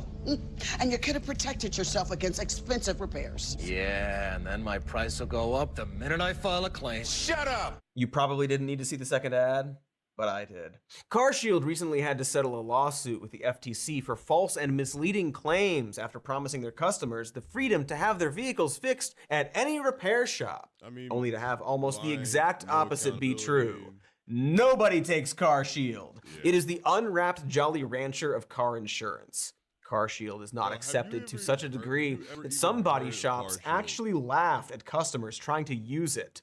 Body shops refuse to work with the company because they, quote, don't pay their bill, and have been accused of all manner of shady things, including approving the use of salvaged parts while telling their customers they don't use them. And despite having literally thousands of registered complaints, CarShield still has an A+ rating from the Better Business Bureau, which may or may not have something to do with CarShield suing the 3B and settling out of court. It seems normal and not at all broken. Quick aside, a bunch of the FTC pages we originally found for this section have since been deleted. Thank you to Doge. And it's not just smaller insurance companies that try to run weird scams. Major providers are increasingly using AI software to make remote appraisals of vehicle damage at a much faster rate than human agents, which is great. I was hoping AI would team up with insurance. Remote appraisals are conducted by asking the vehicle owner to submit photographs of the damage rather than sending a claims adjuster out to inspect the damage in person, which allows fewer adjusters to cover a larger area. Okay, let's just say like a sane car insurance system is one where insurance companies are not being run for profit. In fact, like, I don't even know if you would be able, I don't know if you would call them companies at that point. Like, insurance is what should essentially be a public good. Instead, like, there's risk involved in like everything. So, you know, if they're coming in like, oh, we're a company and we're gonna take on your risk, it's like it's by nature a scam. Like risk is inevitable. So if you're trying to make a profit by like covering risks, it's like, well, like that's if you're doing that honestly and if you're doing it in good faith, it's inherently not a profitable business endeavor. However, like if you're doing it with the sole purpose of making a profit, like you're going to make things worse for everyday people, like for just just by the nature of what you're trying to do. Like if that makes any sense. Like insurance by itself is not a bad concept, but like insurance for profit is the problem here. Just to clarify, for profit insurance, it's the fact that like you're legally required to pay a for profit company. Um, that is the problem. Like they have no interest in actually taking care of you. Their interest is purely in just making money, and that is where the problems start to kick in. Like all the complications of insurance. Like okay, in a sane, just system, in a more sane world, you would, if you were to like, for example, get into a car accident, you would literally just call up your insurance company, tell them what happened, tell them what you're missing, and you would get everything taken care of just right there on the spot by default. But when it's a for-profit insurance company, you have to pay a deductible, and then you might have to fight with them to get them to pay because their whole point of maintaining for-profit insurance, the whole point of maintaining a profit is not paying out claims. So it creates this situation where like people are like unnecessarily desperate, and I think that like we need to do better, especially like when it comes to car accidents. They're gonna get into it. Like I think car accidents are one of those things that are inevitable just by virtue of the design of like American roads, for example. Damn, bro, is that 5 minutes of ads? All right, I'll put like I said, I'll put all their ad links in the description. But like I was saying, like by virtue of how American streets are designed, like car accidents are inevitable. So like it kind of is like a business where people need car insurance because wrecks, crashes, collisions are guaranteed to happen when you have a 7-lane wide road with 50-mile-an-hour speed limit, and 17 driveways in a half-mile radius. Like, of course, car collisions are going to happen when that is the norm across the entire country. So it just it's mind-boggling, like that there is no sort of public liability system for this when the public infrastructure is directly leading to a lot of these outcomes.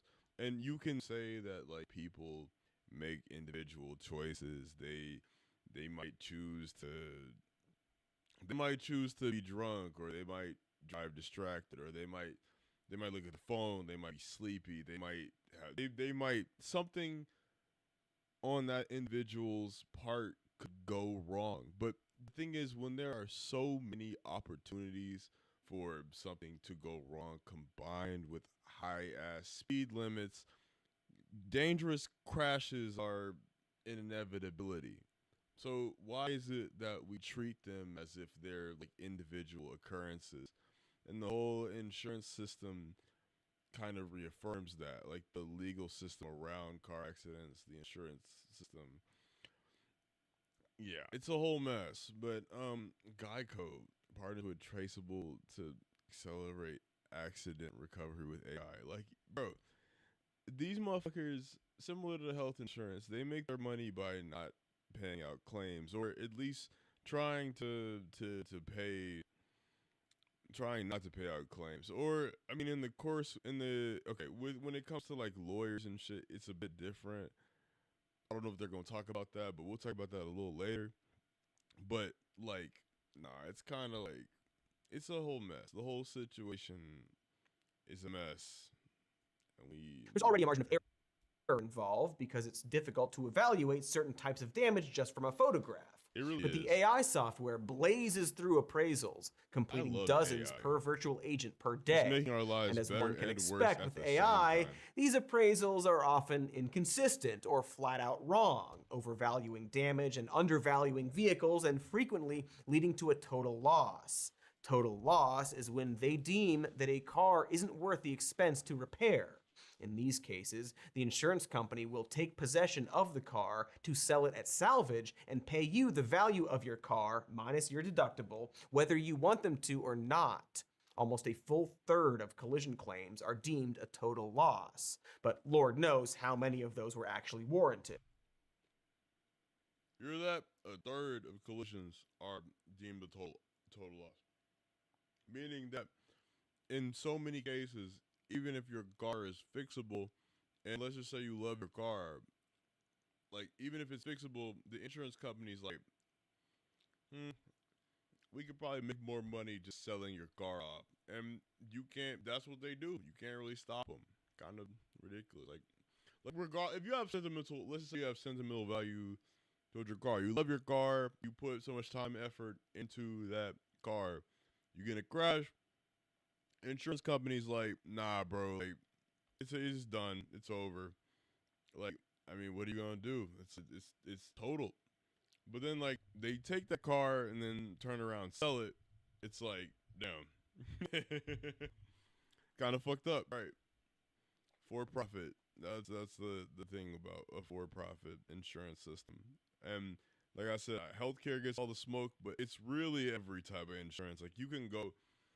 A lot of the same issues that are present with healthcare insurance is present in like every type of insurance. As long as it's for profit, like, a lot of these issues will be a thing. It's just the nature of the system.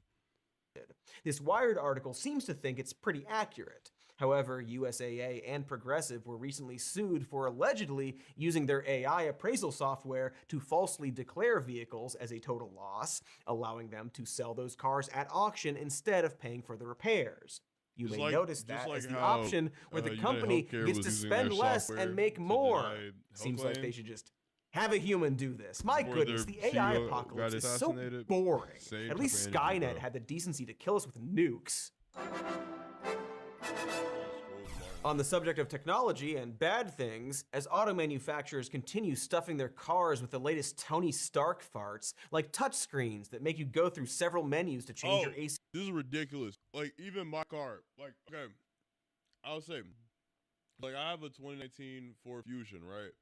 In my car, I literally cannot touch the AC. Like, if I want to change the air conditioning, like, vent, like where the vent is going out, I have to literally I have to go to the main menu, press air conditioning, and I have to, like, tap, like, I have to literally touch the screen, like, four different times and go through several menus just to change the AC in my car. Just saying. Temperature, or fucking wings, I guess.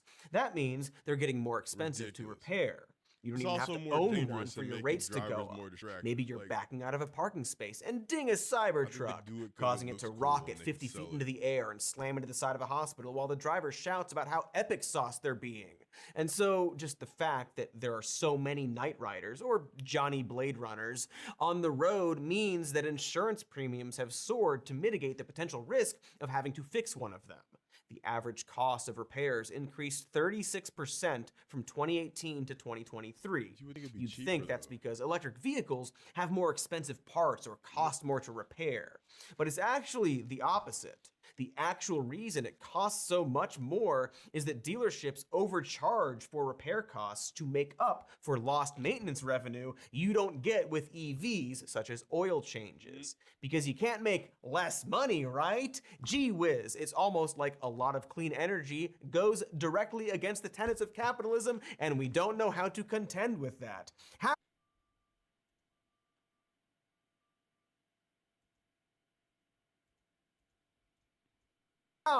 will we contend? Maybe we just won't. And speaking of, we haven't even talked about the greed that's there too. One of the many reasons car insurance has skyrocketed actually has to do with, surprise, COVID. During the first few years of the pandemic, people weren't driving much, meaning there wasn't any risk to insure. But auto insurers were still collecting premiums, which resulted in state regulators forcing them to refund much of that money.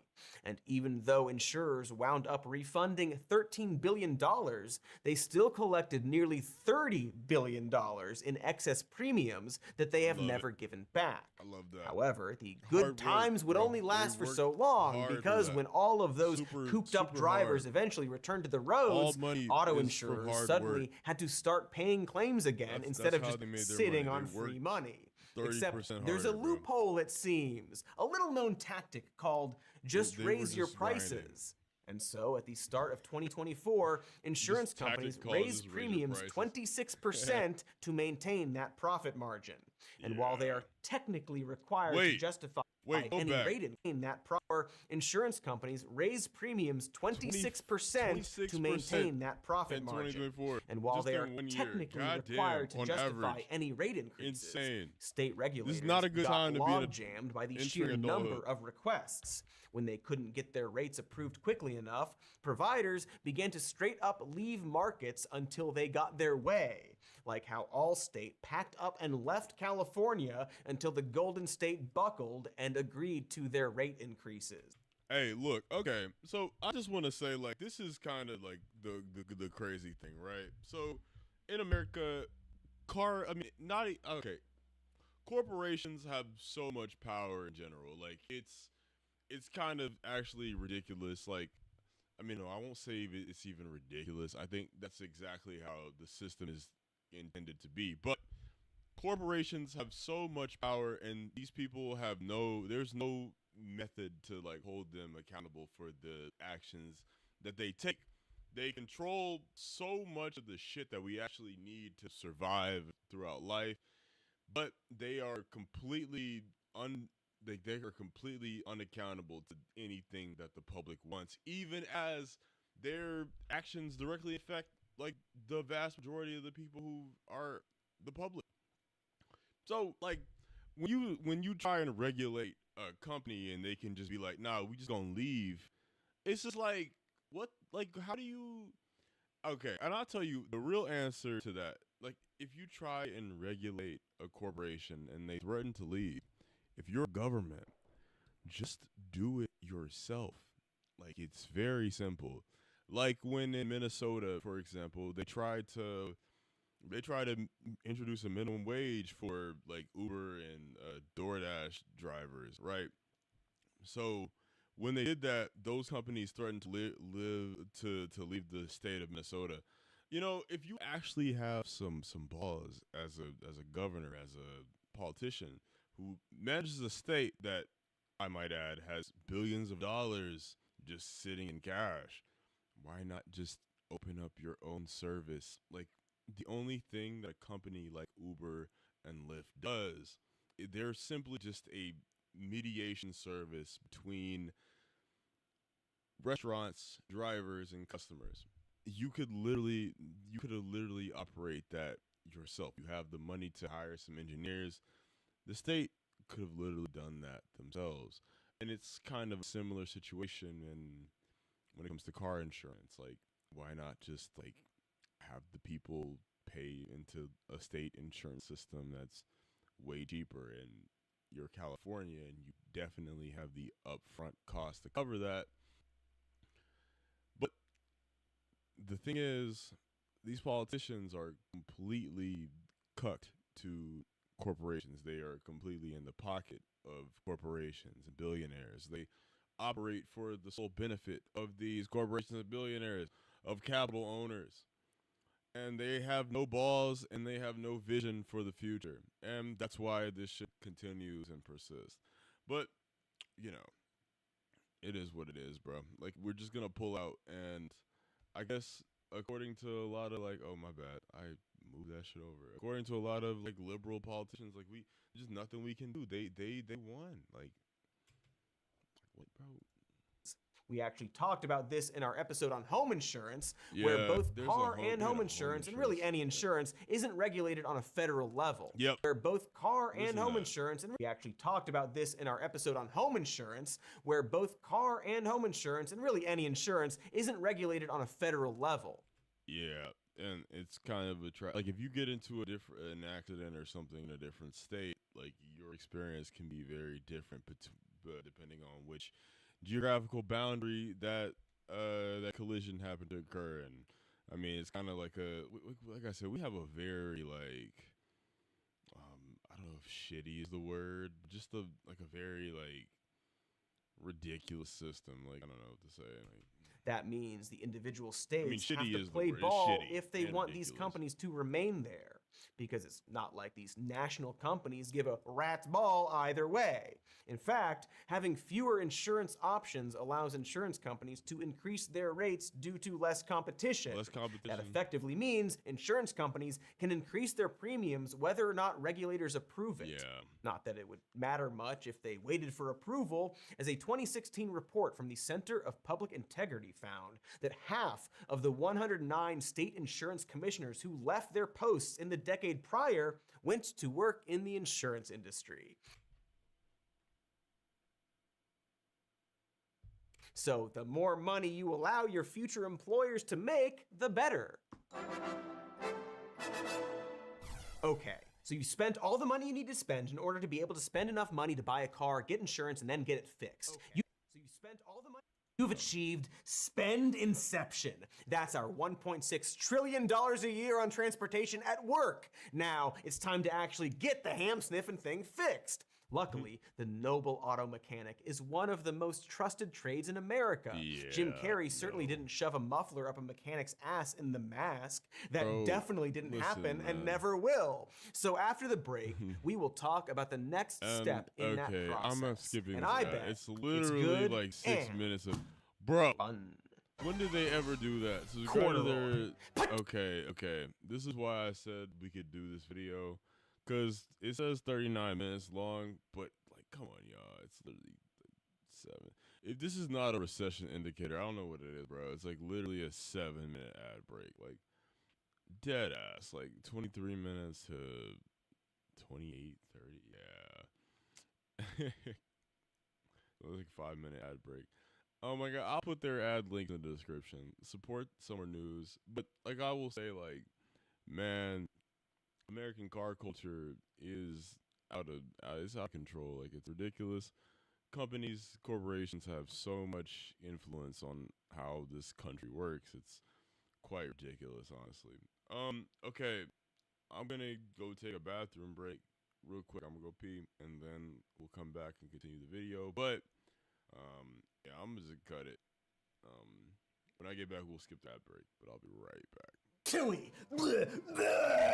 We hate it, right, fellas? It's always so business casual, blending into other people's pants at your nephew's bris, and so stiff and uncomfortable. What an odd texture. Oh my gosh, I'm done with corduroy.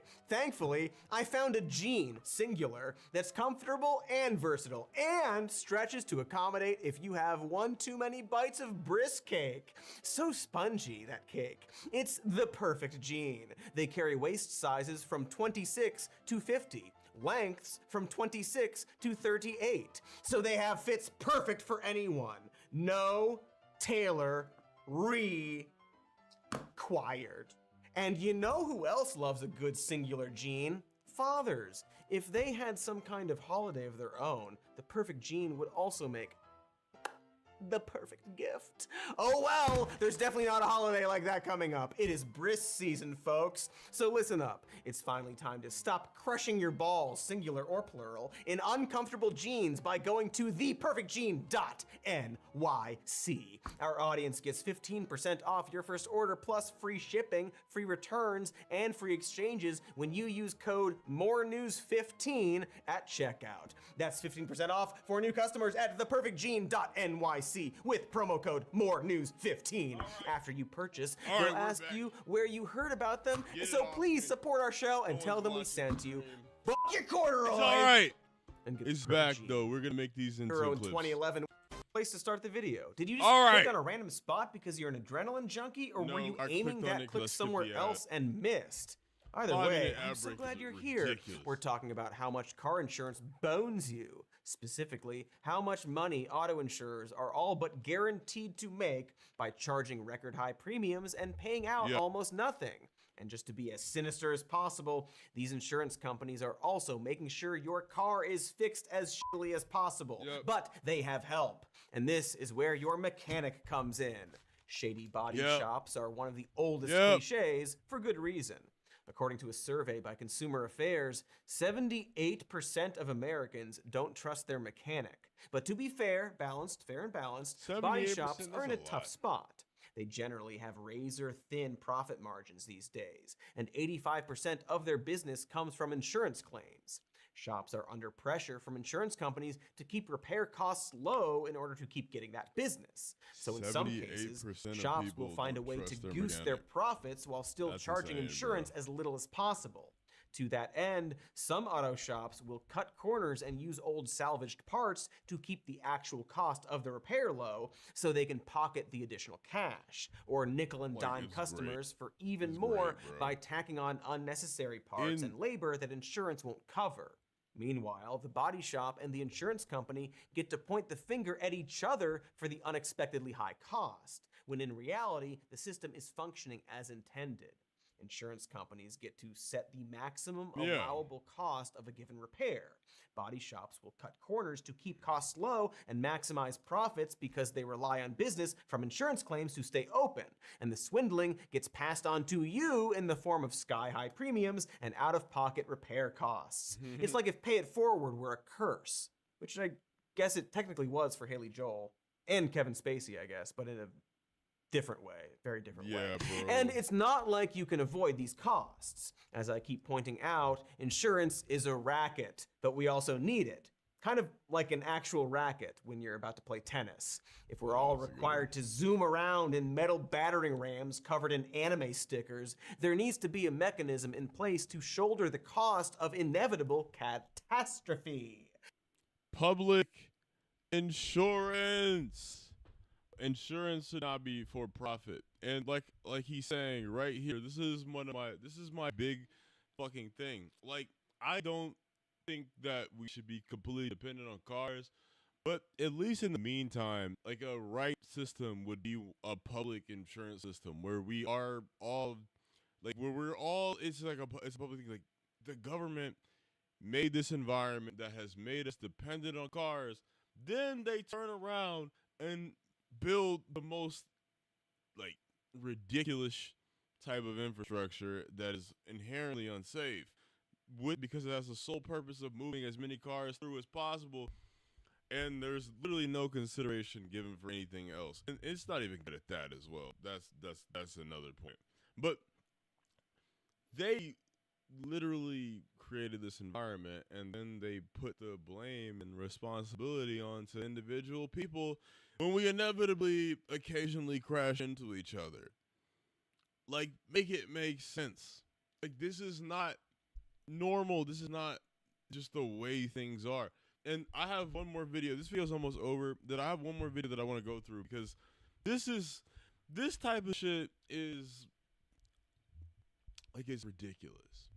Like, this is why I became, like, this is why I decided to pursue an urban planning degree. But the issue with that is that, like, even as an urban planner, like, there's very little influence that you'll have on how the city actually looks. The ones who have the influences on how cities look and how they function are ultimately the politicians at the local and the federal level and the state level. Like, but honestly, I would really argue that the federal and the state level politicians have even more influence than the local ones. But that's a topic for another video. But as of now, like, bruh, why is it that we blame the people who are driving around in this fucking battlefield? This is why I call it the battlefield, because, like, we're literally, like he said, we're driving around in fucking 3,000-pound metal battering rams, and there's like fucking 20 driveways in a half a mile stretch, and we are fucking imperfect human beings who make mistakes. So why is it that like we are held responsible for hitting each other when it's like we should be really blaming the fucking people who designed and created this environment in the first place? It almost seems as though the legal system, the insurance system, is designed to absolve the people who created it from accountability. Like, just first and foremost, like I don't know, like, I mean, yeah, that's the whole point of it, yeah. Like, and while that should be a public good, there's no should be a public good that America can't thing morph into a for-profit industry. So we're stuck paying for it, and pay for it we shall, because the final punctuation on all of this, the final piece of the scam, is that America actually caters to reckless driving. Yes, it Overall really does. Deaths related to traffic incidents increased by almost 23% between the years of 2013 and 2022. Yes. During that same time period, the CDC says the number of pedestrians who died after being hit by a vehicle increased by about 50%. While the U.S. has seen a rise in car-related deaths, other countries have experienced the opposite, decreasing death rates. Experts believe that the U.S. has experienced an increase in pedestrian deaths, while other countries have experienced the opposite, a decrease in pedestrian deaths. I wonder if it's because we all individually are just bad drivers. Like, systems don't exist. We're just all bad drivers here in the U.S., and that's the only possible explanation for why that's the cause, for why that's happening. Like, yeah, for sure.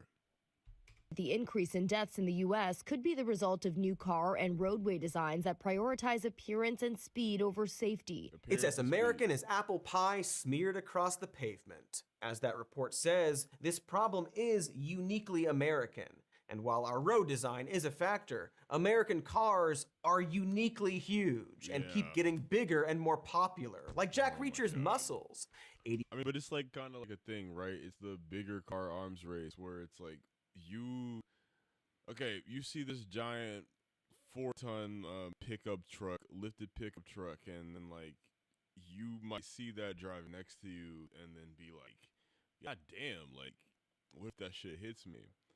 And then it's even worse if you actually ended up being in a collision with one of those things. It's like, now I feel like I myself need to be in a bigger car to protect myself. But then, like, it's another thing because other people are still driving, like, regular sedans and cars.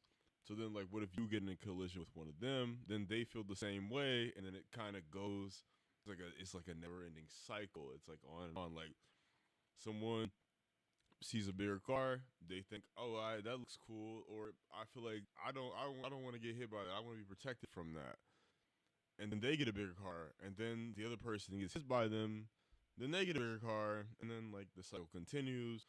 And then, meanwhile, the planet is literally burning at this very point in time. It's almost like, so it's insane because like at a time where we need to be significantly cutting back and reducing our car emissions in general, we're in America over here trying to all get bigger cars because we need to feel protected. But at the same time, we are literally helping the planet cook. We're literally contributing to potential societal climate collapse whilst trying to protect ourselves from the environment today. Like, this is why I'm like, bro, we need a complete societal overhaul because these things won't stop until we achieve something akin to that. Because as people keep trying to adapt and interact with the systems of today, all it's asking you to do, all that's happening is that you're contributing more to the environmental destruction and the climate change. It's like, I don't know, bro. Like, how do you realistically like contend with that? Because like I think that I can't expect people's personal preferences to change so long as the environment is the way that it is. But I also think that like we need to change that said environment. But this is why I think that, like, from the top, it has to come, the changes need to come from the top, because this is not just a local issue, it's a national issue. Like, these things that you're talking about with cars go all throughout the USA, but not even just the USA, but like Canada as well. I mean, it extends even into Mexico. Like, this is literally like, I mean, I'd say it's a continental problem, but it's of course most in the United States. But Canada, Mexico, like, you know, the big trucks, the car dominant infrastructure, it's not just America, is what I want to say, but it is like we take it to a whole different level here in America and Canada. I'd probably group Canada into it as well. Like, it's not like the US and Canada, they take it to a different level, and then there's like another tier below. It's like Mexico, Australia, UK, like, but us two, US, Canada, the car dominant infrastructure, the pickup trucks, the massive parking lots, the non-walkable cities, like, us two countries, we take that to a level that the rest of the world just simply can't match. And that's a fact. Like, you can go on Google Maps and look at that. Like, it's a fact. Like, 80% of all new cars sold in 2022 were SUVs and trucks, because everyone likes feeling like they're in a beer commercial. And these Hogzillas were 20% heavier than the average car sold in the EU. There's a reason trucks and SUVs are so popular in these here United States. First of all, gas is relatively cheap in America compared to places like the EU. So we're just more able to afford gas guzzlers in the land of the free. But there's also an archaic law from a half-century ago that's mainly to blame for the steady embiggening of our motor cars. During the gas shortage in the 1970s, the government implemented several new standards for fuel economy, such as adding substantial taxes to family sedans that got 22.7 miles or less to the gallon. However, in order to protect American businesses, trucks were made exempt from those taxes. Once the 80s rolled around and the gas shortage ended, like, people like to just be like, oh, we just like bigger trucks here. No, like, it's because car companies, because of a certain loophole in the U.S. law, like, they realized they could have much higher profit margins if they got people to buy big trucks, and so they pushed them through clever advertising campaigns. There's a reason why, like, people associate big trucks with, like, toughness, because, like, for example, like the Ford commercial, they're like, "Go build Ford tough." Like, I actually, let's look up a Ford F1. I actually want to see a Ford F-150 commercial. I mean, I know there's every truck commercial. Okay.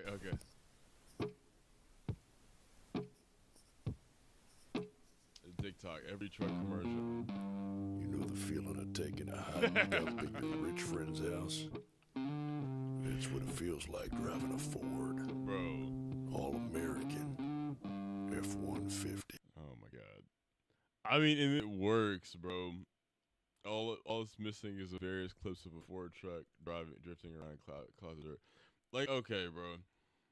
So Dave here is taking the family up to the lake. A Ford F-150. Like, look at this shit. It's very clever marketing. His new 2018 Ford F-150 has bliss with trailer coverage. It's brainiac smart. Not only does it watch your F-150's blind spots, it's got your trailer covered too. One less thing to spoil the weekend. No, it can't make the fish bite, but maybe they'll work on that.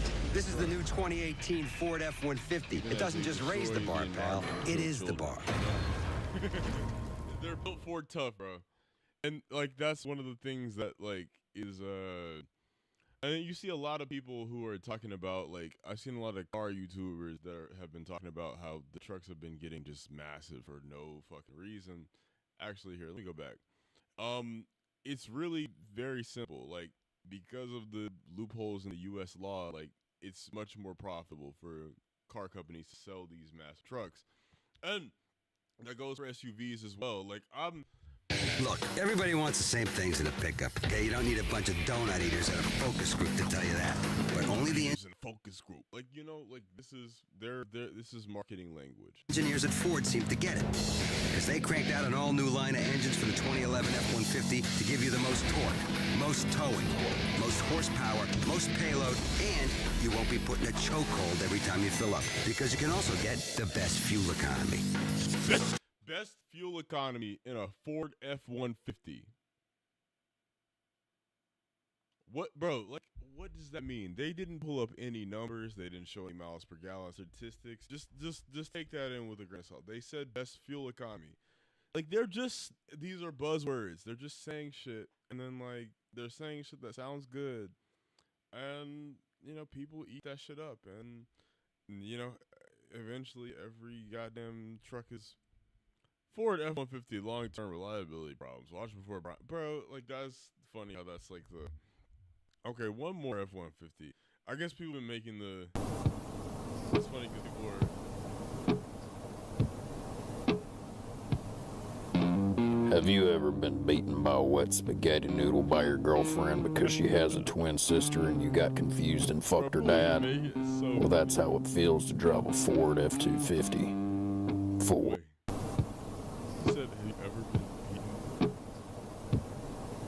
Ford EcoSports. Have you ever been beaten by a wet spaghetti noodle by your girlfriend because she has a twin sister and you got confused and fucked her dad? Well, that's how it feels to drive a Ford F-250.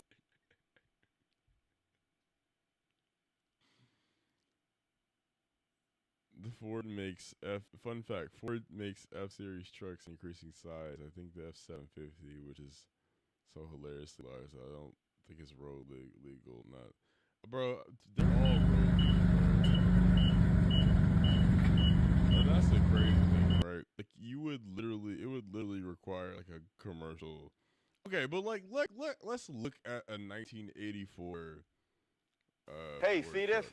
It's the big Ford, and Ranger is the most powerful small This truck. is what they used Larry, to look like. You don't have bro. to be big to be tough. Notice you are how, talking about like, truck. Powerful small truck. Notice how these people. Ranger.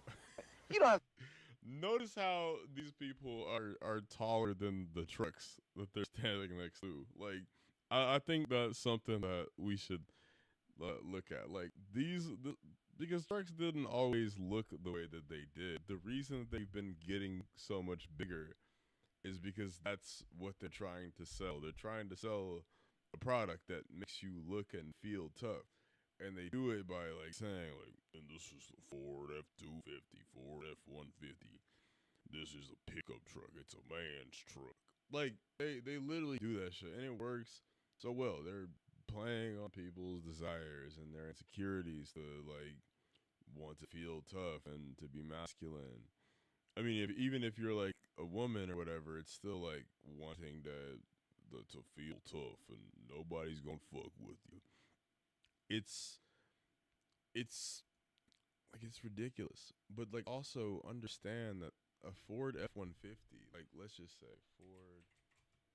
Ford 150 MPG. Ah shit. Okay. Ford F-150 at best is 20 miles per gallon. All right, and then like a 25 city. Bro, my little fucking Ford Fusion hybrid gets 40 miles a gallon, right? 20 miles per gallon. I think this is just irresponsible at this point. If that's the best that you can offer, because that is if you drive at a very like efficient level. Like the average person is almost certainly getting less than that when they're driving like throughout the city. So what are we talking about? That's with a V6. Like if you have a V8 17 23 max, 16 in the city, like oh my god, 16 miles a gallon, best fuel economy. Like okay. Pick up. Small Ford Ranger. Both built Ford tough. I love it. Like you're about to see the Ford Ranger leap to new heights in quality. Look at this. Based on a survey of unreported problems during the first 3 months, like, Ranger that's crazy. Like, do you know anybody who's actually? He was unbeaten by any major small truck maker, and Ranger has V6 power, Bro, more horsepower than Chevy S10 of the imports, and a wider cab than any small truck for tough. More Ranger. See the Ford Ranger leap to new heights in quality. Based on a survey of owner-reported problems during the first 3 months, Ranger quality was unbeaten by any major small truck maker. And Ranger has V6 power, more horsepower than Chevy S10 of the imports, and a wider cab than any small truck. For toughness, horsepower, and unbeaten quality, it's Ranger down-to-earth tough. The Like best toughness. built American... Like, what the fuck? How is a truck? How does owning a big pickup truck make you tougher? Like, answer the question. Answer that. How does a truck make you tougher? Like, if anything, like, why do you need a big ass truck to if you're really that tough? Like, come out and fucking use your fists if you need to fucking handle some shit. Why do you need a big ass truck to hide behind so you can? Like, I don't know, bro. Trucks are built Ford tough. American trucks are built for tough. When you've got a big job to get done, get the small truck that's up to it. Ford Ranger V6. In a survey of owner-reported problems during the first 3 months, Ranger quality was unbeaten by any major small truck, import or domestic. There's a wider cab than any import, and its V6 engine rises to the top in power. More horsepower than Chevy S10 or any import. For those of you listening, that's not Hero. Can I call you sometime tonight? Okay, but don't leave me hanging. The best built American trucks are built Ford tough. Well, here's the fairgrounds. We've got to deliver the shrubs to the main office. Let's try left. The 84 Ford Ranger 4x4. Is this the right road? The small 4x4 that's big on toughness with independent front suspension. This traffic is terrible. And the widest track of any major small truck. No wonder Ford Rangers are the best-selling small pickups in America. You know, they better fix that entrance road. The best built American trucks are built Ford tough. Watch this truck leap ahead. It's the small pickup that has the jump on all the others. Tough Ford Ranger. While small import trucks have had a 20-year head start, Ford Ranger has jumped to #1 in just 2 years. With features like its V6 engine, most powerful of any small truck, the widest cab of any small truck, and exclusive twin I-beam suspension. No wonder Ford Ranger outsells Chevy S10, Toyota, and Nissan. It's the #1 small truck in America. Yes, America's best-built trucks are built Ford tough. Okay, that's enough of that. I love that, bro. Going back to 1984 would be such a great vacation. Bro, I was literally just saying that. Like, that's like $5,993 is $18,900 in today's money. Rangers cost anywhere from $35,000 to $64,000 now and look uglier than these. America's best days seem to be in the rearview mirror. I love that. Like a random YouTube comment that is literally kind of just, is basically confirming what I was saying. Simpler times, better times. When a pickup truck was a work truck, not some status symbol. Miss those days. Back when trucks were trucks, not rolling RVs and cost of function. Why are these commercials been the commercials today? Yeah. All this shit, bro. This is when Ford cared about making good trucks. I mean, like,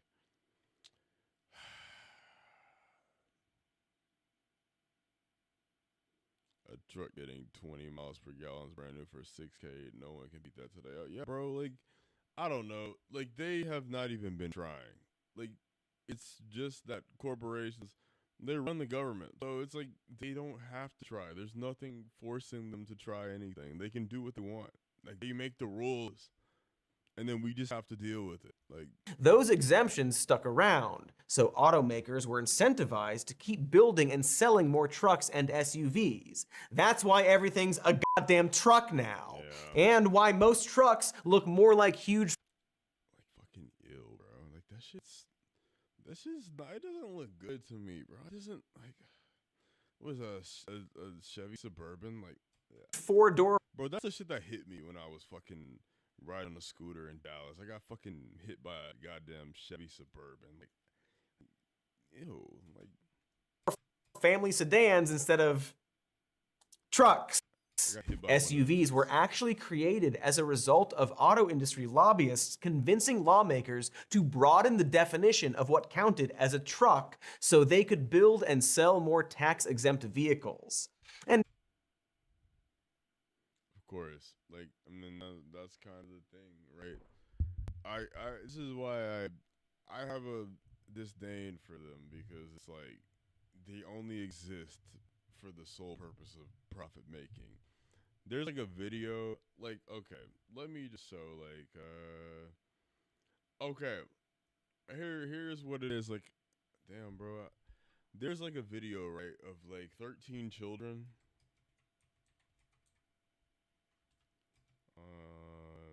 Cadillac. Like 13 children, right? Fuck, bro. An Escalade. It's like an Escalade, right?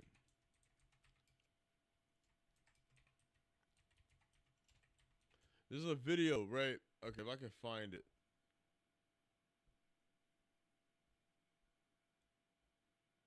Bro, okay. It's like, I actually want to find it, like, where it's like, okay. Because I saw it. Like, there's a video, right? Where, am I on shorts?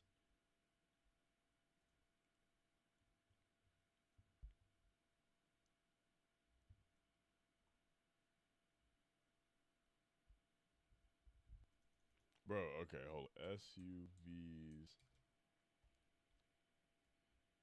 Actually, there's like SUVs too big, can't see kids. I'm trying to find the video. Because there's like a thing where it's like, why Americans love big cars. I think I clicked on that briefly, but I was like, there's like a news clip where there was like 13 children, like,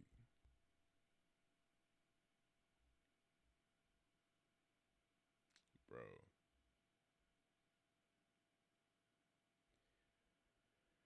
Oh my god, hate group.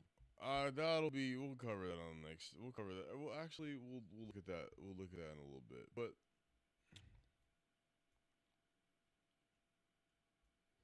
like, I don't know. There's like a news clip though, right? Where it's like SUVs are like, where there's like 13 children like sitting crisscross applesauce in front of like a fucking Escalade, right? And before the driver can see, there's literally 13 children sitting in front of the SUV, and it's like, okay, like, how is it that like we can just drive this around and we think like, oh, this is very safe, it has a high safety rating, but like, one thing that we don't consider is that the safety rating, it doesn't factor in the safety of the people outside of the car. So even though it has a high safety rating, it's like you're literally, it's only safer in the event that you get into a crash. By every other metric, it's very much less safe. Like if you get into a car crash in a goddamn Escalade versus a Ford Fiesta or some shit, right? You're going to be safer more than likely in that big ass car. But the problem with that is like the other person that you hit or the other person in the regular sedan is definitely less safe than you are. So I feel like when you develop this whole safety rating system, there are certain metrics that you can choose to look at, and car companies who develop these metrics are like purposefully choosing to not look at the safety of other vehicles and pedestrians, which is precisely the reason why pedestrian deaths have been drastically increasing in the US, whereas in other countries, they've been going down. And that's because these goddamn car companies keep making these giant ass fucking cars and they're literally killing people. And I guess there's just nothing we can do about it. I guess we should all just get a bigger car and drive a goddamn. I need to get a lifted F-250 or some shit. Big heavy Ford Fusion's not safe enough. Heavy cars, while totally bitchin', also now. And why most trucks look more like huge 4-door family sedans instead of trucks. Yeah. SUVs were actually created as a result of auto industry lobbyists convincing lawmakers to broaden the definition of what counted as a truck. Convincing, paying lawmakers. Just say it. It's not convincing that, no, paying lawmakers. Like lobbying, paying them. so they could build and sell more tax-exempt vehicles. And big, heavy cars, while totally bitchin', also result in more frequent accidents that are much more severe. Yeah. Large vehicles take a long time to slow down and stop, are much more difficult to maneuver than a smaller sedan, and are more likely to roll over. But more importantly, accidents involving trucks and SUVs are much more likely to kill people. Bust this, Jack! A Cadillac Escalade has a curb weight of about 6,000 pounds, or 3 short tons. Once you get 3 tons moving fast enough, it's the fucking juggernaut, the 13 Ghosts one. Nothing else on the road stands a chance against that except a cement mixer or Decepticon. Not mutually exclusive, actually. A 20-mile-per-hour collision you might have normally walked away from becomes a devastating tragedy when you're kissing 6,000 pounds of bumper. Also, trucks and SUVs are more likely to kill pedestrians and cyclists than a sedan. Wait. Okay, I found the video, though. Hold on. It was seconds. Look at this shit, Seconds. Man. And it happened. Don't ever think that it couldn't happen to you. This Indiana toddler died when he ran into the blind spot of a vehicle. They don't realize this. Like, you think that you can see more because you're higher up, but what I be trying to tell people is that you can't. You have a drastic blind zone when you're driving a bigger vehicle. And I feel like I noticed this instantly, whenever I first drove a big truck. I was like, I can't see what's directly in front of me. That was the most immediate thing that I noticed. I used to work at a Ford dealership, right? And I was a porter, so I would bring up cars. People would come in for service, and I would move cars, bro. Some of these trucks that people be driving, it's you literally cannot see what's in front of you. The location of that blind spot may shock you. Look, millions of SUV trucks have dangerous blind spots. Bro, this should be common sense. It's not real American freedom if it's not ridiculous and dangerous at the same time. It's not an unexpected blind zone. It's simple geometry. Front camera, just redesign. Bro, let's just look at this. This is what I was talking about. All right. It was seconds. Seconds. She's literally and it happened. Surprised. Don't ever think that it couldn't happen to you. This Indiana toddler died when he ran into the blind spot of a vehicle. The location of that blind spot may shock you. 13 Investigates is about to show you. Is it real? Is it really that shocking, bro? For anyone who's been in a goddamn lifted truck or a big SUV, is it really that shocking? If it's that shocking to you, it's you're not fucking paying attention. Millions of vehicles have a huge blind zone directly in front. Yeah, and just how huge are we talking? Our senior investigative reporter, Bob Siegel, shows us the eye-opening demonstrations that every parent and even every driver desperately needs to see. You buckled, sis? Yes, Mommy. Chelsea Ohlmiller takes her kids to school in an SUV. We love it. She likes how it drives, and she likes the view from a larger vehicle. There are definitely some benefits to sitting up higher. Big vehicles like these are booming in popularity. And we just watched the video about the only reason for these things being popular is because of tax exemptions, because car companies have figured out a loophole that if we make our cars bigger, then we don't have to actually improve our designs. We can just sell them the way they are, without having to change shit. And we can make more money off of it. That's the only reason why there's these cars are booming. And that combined with clever advertising and the fact that for example, Ford, I drive a Ford Fusion. I love my car, but they literally don't make it anymore. It's a good car. They literally don't make it anymore because they would rather focus on making SUVs and crossovers and shit. Because it's not as profitable to make traditional cars and sedans anymore. So this is what we get. But they come with a hidden danger that Chelsea and many other drivers don't know about. I'm shocked. Super scary. This is just mind-blowing. I can't believe it. That danger is a large blind zone where you might least expect it. You can make a line. Directly in front of your vehicle. It's scary. I wouldn't know that they were there at all. To demonstrate, Chelsea's kid sat in the driveway 6 feet in front of her SUV. Absolutely cannot tell that there are children there. Good, Hudson. Even when the kids moved back a few feet further. How about now? I cannot see them at all. It's actually getting me a little emotional because I know that they're there and I absolutely cannot see them. Every vehicle now sold in the United States must have a rear-facing camera to warn of objects behind you. I know that was like a legal requirement to have a rear-facing camera, but like, okay, bro, it's just like, this is like funny because whenever like the first time that I drove a large truck, like that was something that I immediately noticed. Like, hey, you can't see what's directly in front of you. So like the fact that it's like surprising to people is like mind-boggling to me, because that was like literally the first thing that I noticed, and that was what made me uncomfortable driving the truck. Like, okay, like I borrowed, like, my dad, he has a truck, right? I borrowed it for the weekend, and I'm like, bro, I hate driving this truck. And it's not because, like, you're higher up and shit, right? But like, bro, I feel much more comfortable maneuvering my fucking sedan out of a crash, out of a crash situation, because, I mean, it's just simple physics. Like, it's literally physics. Like, you can less weight.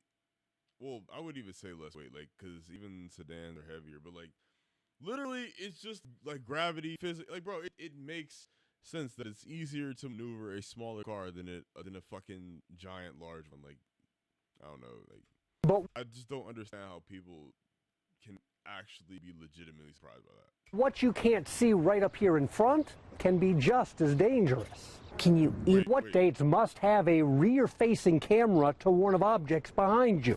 But what you can't see right up here in front can be just as dangerous. Can you even imagine killing your own child because you couldn't see them? Jeanette Fennell founded Kids in Cars. The national organization is trying to raise awareness about the dangers of what it calls front-over accidents, when a child is struck by a slow-moving vehicle because of a front blind zone. I think very few people understand that that exists and that there's a huge danger. That danger, it's very real. A front-over accident killed a 7-year-old boy in Mishawaka, a 2-year-old girl in Indianapolis, and this 15-month-old toddler near Evansville. It was seconds, and it happened. Erica Boyer says her son Noah was playing outside at his grandparents' house when he wandered into the driveway to get a basketball. At that same moment, his grandfather was moving his truck forward so the kids would have more room to play. My dad had no idea what had happened. Didn't see him. I was greeted by 2 sheriffs and a state trooper. And I said, just tell me that my baby's okay. And they said, we can't do that. Tragic cases like this are becoming far too common. Kids in Cars says the number of front-over accidents has skyrocketed, with an average of 58 children killed and now more than 3,000 injured every year. And yet, most parents have no idea. I don't feel that I tend to have too many blind spots with it. Haven Hutchins drives a Chevy Tahoe. We love the... I mean, this is the thing, right, bro? When I tell people about this shit, like, they'd be like, no, I can see just fine. But it's like, no, I mean, they're about to show it, but like, it's literally like very obvious if you're actually paying attention. If you are not operating with like biases and you're open to changing your opinions about shit, like, there are real significant problems with these goddamn giant ass motor vehicles. And I think that it's not the people that need to be held accountable. It's not really them.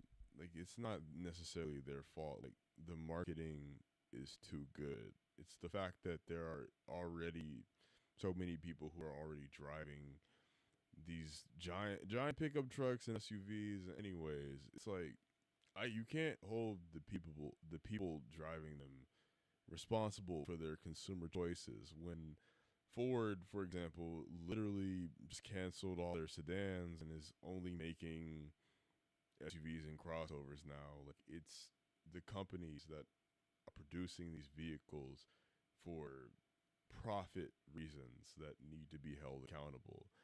SUVs and pickup trucks are kind of like cigarettes in that regard. Like, everybody loves them, but the actual cost and damages associated with them are not yet very much known to the public.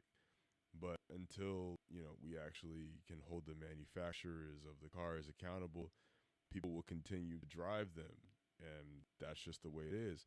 When it comes to cigarettes, people thought that they were good for you. They literally have, like, I don't know, like, let's just see, old cigarette ad. Like, it's, I don't know, man. The smooth taste. Like, you don't see cigarette ads anymore for a reason, because they cut back on them significantly because of the, well-documented negatives that come with cigarettes. And I think SUVs, pickup trucks are like the modern day, or at least a modern day equivalent of cigarettes in like the 50s and 60s. And now today, fast forward, way less people smoke. Like, some people still smoke, but it's way less than it was back then. And a lot of that has to do with the fact that the real damages being done by that product were made public knowledge. They were put out there in the open, and the companies that were producing those products were no longer able to openly advertise as if this is just something to do, something cool. And I think it's the same exact thing that comes with these SUVs, pickup trucks here in America. Especially, I live in Texas. I mean, bro, I got fucking hit by one of them shits when I was riding a scooter.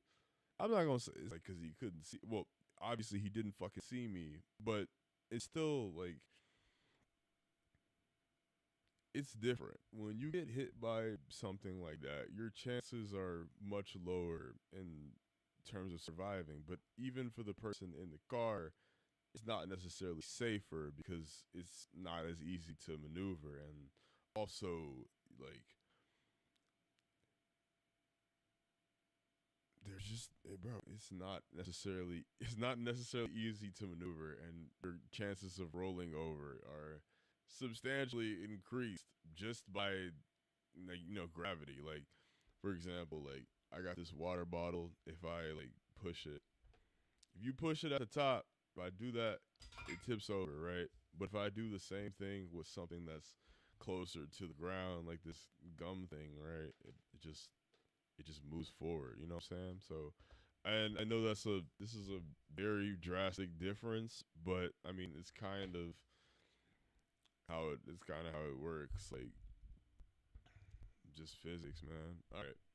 It doesn't actually make you safer. It just puts you higher up and gives you the illusion of being safer. But they are safer in one regard. Like, if you get into a car crash,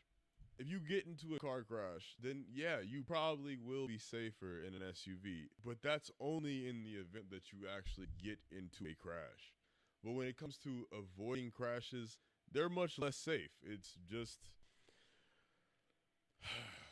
But then again, like, is it really... What are the safety benefits when everybody's driving a fucking, like, lifted pickup truck? Like, I feel like the safety benefits that they advertise are negated when everybody's fucking driving a big, giant vehicle. I don't know. Room. She agreed to a test to alert us the moment she sees a child. So with the help of family and neighbors, we lined up one child. No. Then another. Then another. I can't see any of them yet. We added in a few more. I can't see anyone still. It would take 9 kids before this nurse could see the first sign of danger right in front of her. That's pretty terrifying and eye-opening that the visibility is that bad. And if that surprises you... Oh my God. How does it surprise you? See them? No, I can't see any of them. Lindsay Berry drives a Cadillac Escalade. Oh my goodness. The blind zone in front of that vehicle is even bigger. That is so scary. Wait, let's go back, Laura. The blind zone in front of that vehicle is even bigger. Let's count all of the children in front of this vehicle that she cannot see. All right. 1, 2, 3, 4, 5, 6, 7, 8, 9, 10, 11, 12, 13 children in front of this goddamn Escalade. She cannot see any of them. How's there no blind? What you mean to tell me there's no blind spot? How is it safe? God fucking damn it, bro. That is so scary. I can't see any of them. A dozen kids, and she can't see any. This is just mind. Okay, maybe a dozen. 1, 2, 3, 4, 5, 6, 7, 8, 9, 10, 11, 12. I thought it was 13. 1, 2, 3, 4, 5, 6, 7, 8, 9, 10, 11, 12. Okay, 12 kids. Bro, 12 children versus 13. Who gives a fuck, bro? It's the fact that there are literally 12 children sitting in front of you and you can't see them. And people be like, I can see better in an SUV up high up. Can you really? This is a significant issue. And I'm like, how is it that this is shocking to people? Like the people in the video are like, I'm shocked. Like, what do you mean you're shocked, bro? I noticed this shit immediately. The first time I drove a big truck, like I can't see right in front of me. Flowing. I can't believe it. Not until child number 13 lined up in front of her SUV. Okay, the 13th. Could she? Yeah, the 13th child. She can see him right there. Like it's literally the 13th child. Like. You see the very top of his head. But yeah, I can't see any of the other children at all. The size of that blind zone. 15 feet. I am in shock. I had no idea this blind spot existed. The good news, there is technology that can help. Some car makers now offer front view cameras to How about you just make cars where people can fucking see in front of them, bro? Like I don't help see what's hidden in front of you. Lindsay's SUV actually has one of those cameras. Oh, okay. But Lindsay admits she never uses She never uses it. Honestly, Bob, I did not even know that. I didn't know that existed. What? Chelsea also has a newer SUV with a front camera. But after seeing this, she still worries about her kid's safety in front blind zones because she knows most cars on the road don't have a front camera. And that's extremely concerning. Because little kids are no match for big blind zones. Just don't ever think that it couldn't happen to you. It can happen. Hey, bro. Okay, like I said, I have an urban planning degree, and like a joke that me and some of my classmates had, like, bro, we would call these things child incinerators because, I mean, like this is why they're fucking child. This is why we call SUVs child incinerators. It's not like for no reason, bro. There is a legitimate reason as to why we should be concerned about that. But also it's like, no, it's not the people that need to be held accountable. Stop this nonsense with, it's just people's personal consumer choices. No, bro, it is very clearly the car manufacturers and the car companies that are pushing these cars, these big ass vehicles onto people because they get higher profit margins. They get to pay less in taxes when they make these goddamn cars. That's the reason why everybody's driving them. Because for car companies, it's like, we can make way more money selling these shits. So they make it toward that's the only thing that they sell. It's the main thing that they care about. And you can't blame the people for that. It is the corporation. It is the capital owners that are literally making decisions. They're killing children for the sole purpose of making a profit. I mean, honestly, bro, pretty much every issue, even the shit that you face in your personal life, you'd always trace it back to the profit motive. Somewhere, some way, some shape or form. I'll just be like, in a matter of seconds. Safety advocates say requiring front cameras in all vehicles would reduce front-over deaths, a statistic which has nearly doubled in the past decade. For now, front cameras are considered optional equipment, definitely worth considering. Boy, this is a wake-up. Bro. That's funny. Like, they're like, oh, front cameras.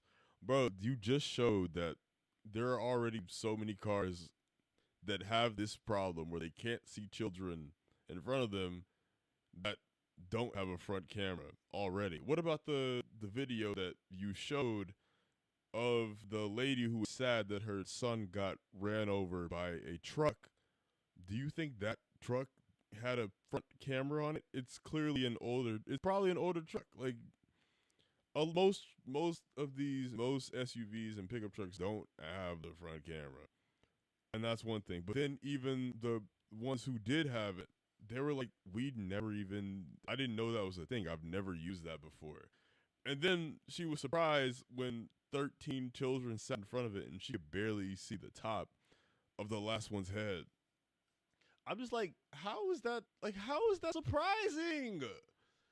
Like, I'm sorry, bro. Like I said, it's the car companies that ultimately need to be held accountable. Like, they're the ones who are fucking pushing these things out. Like, people didn't want bigger cars before they started selling the bigger cars to make more profit.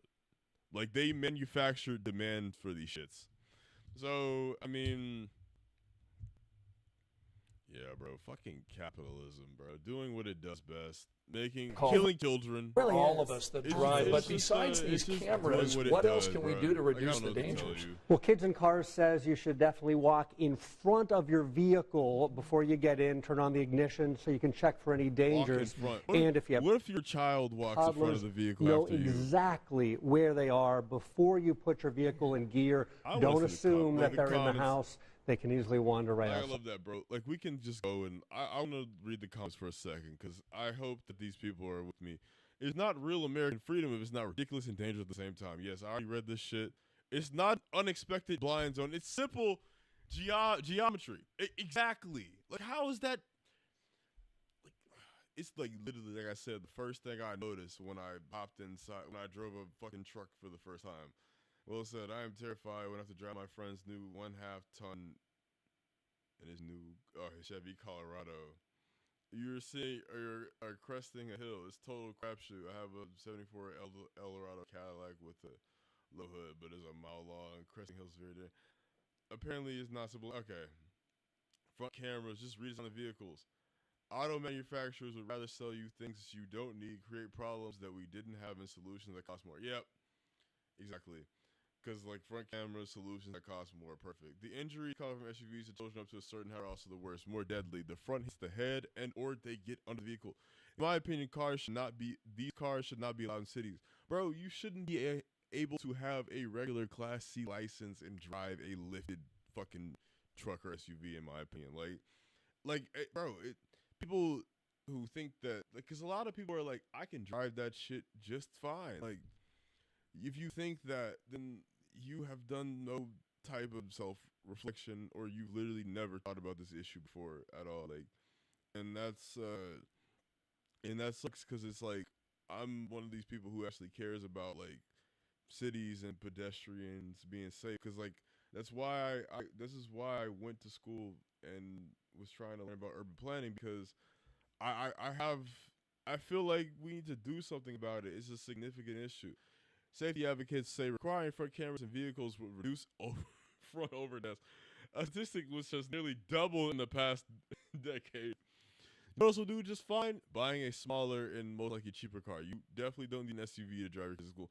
Well, apparently you don't know Americans, because a lot of us buy a car. How about building trucks with SUVs with low heights? Only off-roaders need that heights, not soccer moms. How about fewer cars and more walkable and sustainable and disability friendly? Yep, I have to give that one a like, because that's literally my whole thing. Like, that could literally solve so many of these issues. Oh my god. Personal vehicles are the most costly and least efficient mode of transportation. The U.S. needs to invest in more public transport. This doesn't affect just emission costs. People say kids need to play outside more, but ignore the fact that the outside the is no longer child pedestrian friendly. Nope. And yeah, and it's so true. Like, bro, like, what are they gonna do? Like, go outside and get hit by a fucking Chevy Suburban, and they can't see you if they're like, you have to be the 10th child. This is not realistic. You got 4 kids, 2 of them teenagers, a tiny 20-year-old like the jump. Bro, here's the thing. Like, 4 kids, 2 of them teenagers. This is a big example of like why we need more walkable cities and just like I guess more transportation options in general. Like people are thinking that like I have to get this big ass car to transport all of my kids because the city and environment that they live in is fucking Dallas, for example. Like you cannot live in Dallas without a car. And I get that, right? But I'm also there's a reason why I don't feel like I want to get out of here. I feel like we have work to do.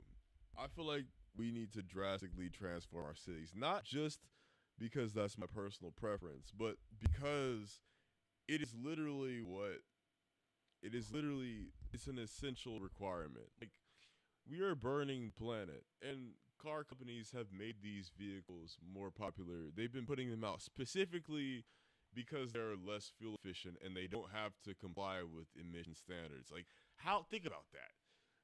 Scientists for decades have been saying that climate change is a problem. And here in the US at least, you have companies, the major car companies, literally putting out vehicles for the sole purpose of the fact that they don't have to make them more fuel efficient. Like, how does that work? It's like we're literally headed for climate catastrophe, like, and we're doing it to ourselves. It's like, bro, the issues are very apparent. They're obvious. Like, you can't just sit there and be like, hey, bro, like, we can't do both of them at the same time. You can't have a world where we are actually seriously addressing climate change now and then also have lifted diesel 5-ton F-250s. But unfortunately, like, I don't know, bro. It seems like we are choosing the hard path because climate change is not some far distant problem. It's a thing that's happening right now. Child deaths are a thing that's happening right now. Like, we cannot continue doing this shit. And I at least want to say, so, like, okay, let me see. Climate change 2050. Oh my God. 2050. It's just a quick fucking Google search. And why I'm like, we should be concerned about this shit. Literally the first thing. Climate change 2050. By 2050, climate change is projected to lead to significant global warming, rising sea levels, increased frequency and intensity of extreme weather events. These changes will have widespread impacts on ecosystems, human health, infrastructure, and economy. Bruh, I don't think that people life circa 2050 will be bad, really bad. Like, there's so future widespread suffering will be caused by some unforeseen disaster, but by all too obvious, painfully predictable reasons. The reason I'm saying 2050 is because it's not that far from now. Most of you who are like hearing this shit, anyone who's seeing this shit, most people watching this will still be alive by then. So I don't like how when I say, hey bro, maybe we should stop driving giant gas-guzzling SUVs, people are like, nah, I don't want to hear it. Bro, 2050 is not that far away. We've had the hottest years on record, continuous years in a row. Not to mention the video that we just watched. 13 children in front of a Cadillac Escalade before you can see the top of the head of the last one. Yeah, bro. I mean, I was just like, okay.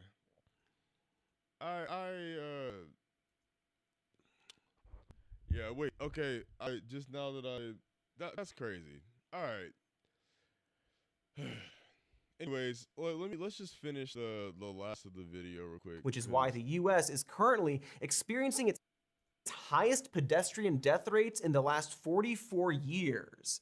But if you're hit by, say, a Ford Scorpio, the lower height of its bumper means you'll be more likely to roll up onto the hood, which both looks really cool in movies and is actually less likely to cause serious injury than getting thrown forward or underneath. Plus, if you roll all the way up onto the roof, you can start teen wolfing. But as big cars keep getting bigger and more popular, it's getting less safe to drive and more costly to recover from an accident in terms of repairs, medical expenses, and grief.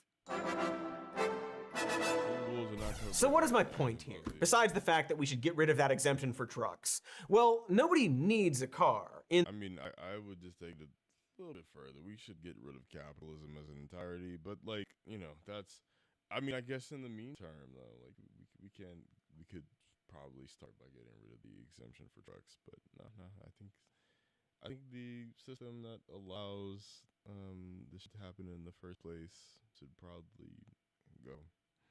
I don't know, like it to me, when you try and reform capitalism, it's like you're still leaving the corporations and billionaires with a lot of power. So they then inevitably turn around and use that power even when you regulate them to eventually undo all the regulations that you have just done. That's why billionaires' wealth has grown so drastically over the past 10, 15 years, because it's literally exactly what they've been working on for the past, I don't know, 40, 50 years. Like, bruh, my point is that we should move on from a system that rewards greed, because even if you try and regulate that system, the greediest of us will still work tirelessly to undo that, to undo those regulations. So, I mean, this is my food for thought. That it's not a human right. But maybe it should be. I know that sounds kind of ridiculous at first, but that's kind of the point. America, ridiculously, built their entire infrastructure around a specific product that everyone is required to own. We built entire cities around them and continuously cut back on any efforts to build up public transportation. We have forced everyone to buy this one really expensive thing from private corporations, and that purchase is, for most Americans, a hardship. Then we made those things big and dangerous, and then we forced anyone owning that big dangerous thing to pay even more to another private corporation for insurance, which we refuse to regulate. That's really silly when you stand back from it. I think home and car insurance are specifically fascinating because of how clearly they show the cracks in a system exclusively built around capitalism. Health insurance. We took these basic things that a human needs to survive or function, and instead of realizing they should be free, we let corporations use those necessities to extort us. That's wild when you really think about it. It's as dystopian as a David Lynch car commercial. But it's also not the only thing we did this with. For example, do you think you could function without access to the internet right now?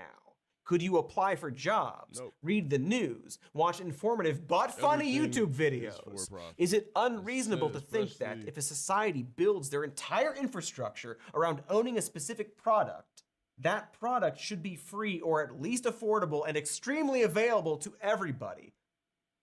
Or, hey, if this is all too silly and impossible to you, just fund robust public transportation and make cities walkable, which is actually the answer. If cars are a luxury we choose to have, then there needs to be an actual alternative for comparison.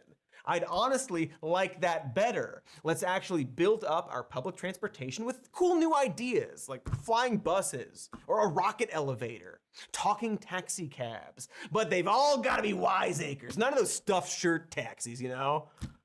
That movie's so good, you guys. Let's watch that instead of the news. All right. That is the end of that.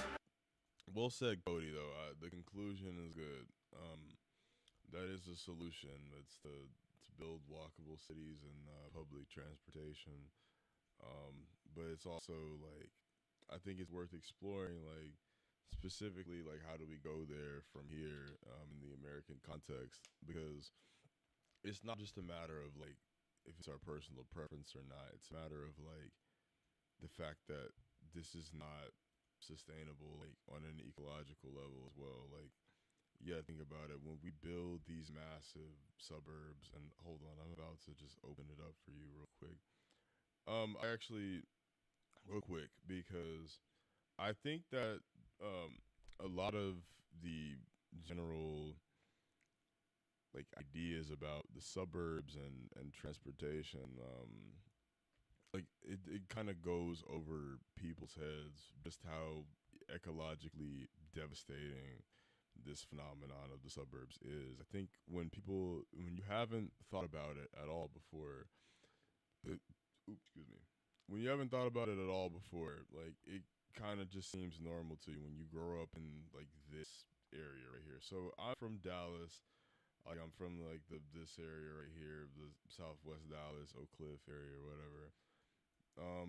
Basically, when you get when the way that our cities are currently growing right now, like yes, I get it. The need for growth. There's a rising population, right? But the specific way in which we grow is very like environmentally devastating, right?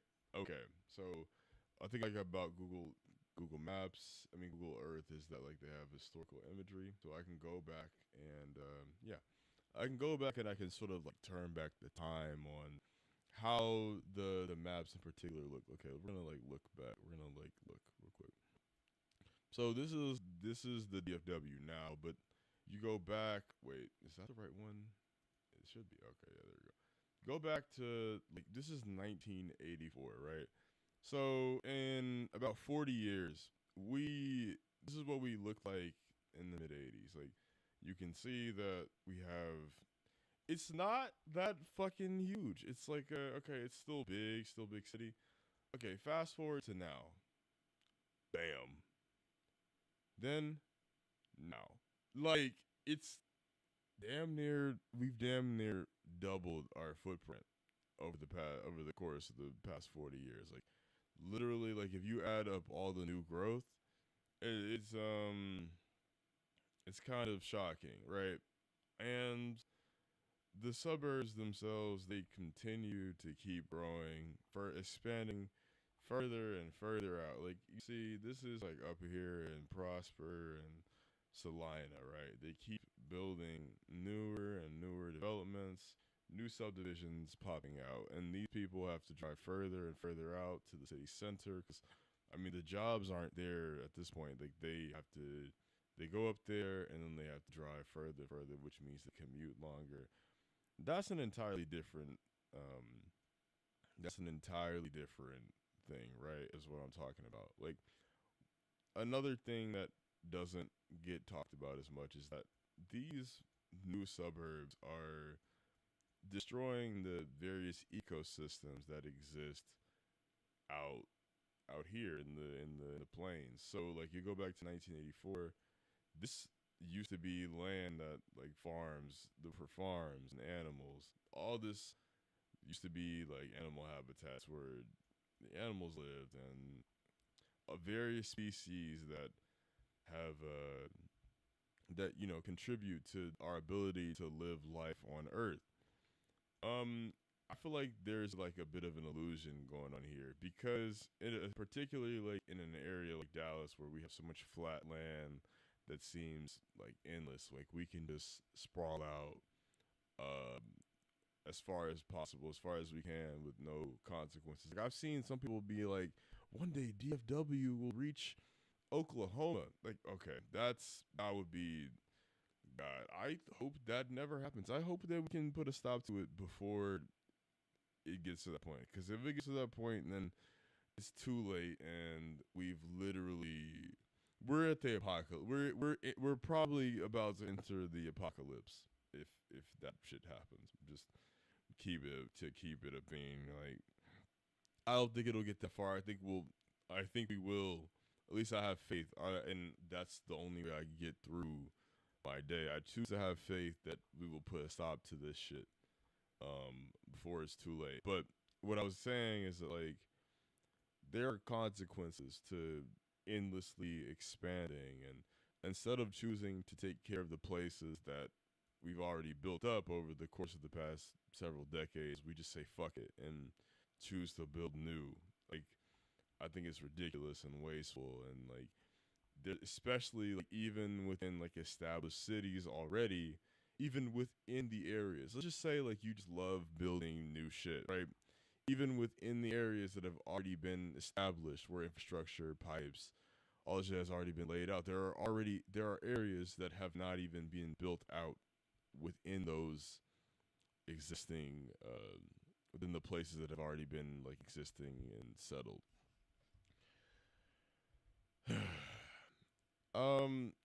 It's a lot. It's frustrating, and I hope that we can do better, because right now, I mean, it's not looking all that good. Like, I want to say, like, biodiversity is dying. Like, we rely on the various species and ecosystems that support our environment, that support our lifestyle.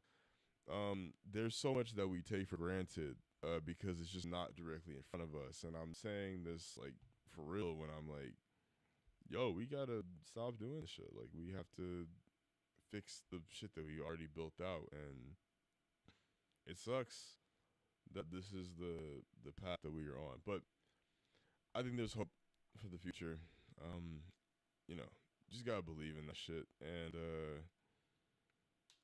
yeah, that is really it for the stream today. I hope that the few of you that have been in here, popped in and out, have enjoyed it.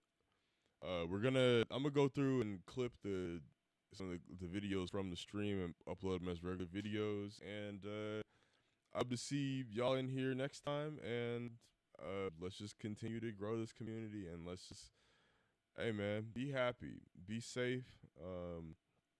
And yeah, I gotta spread awareness for these issues, because shit, if I don't do it, who else is doing it? I mean, there are people doing it, but the more of us, the better. You know what I'm saying? So, all right, y'all. I'll catch y'all later. Stay tuned. We will be back on Thursday. Today's Tuesday. Every Tuesday and Thursday, and then every one weekend stream. So, yeah, man. Like, hope y'all enjoyed, and that's been KJB. Peace out.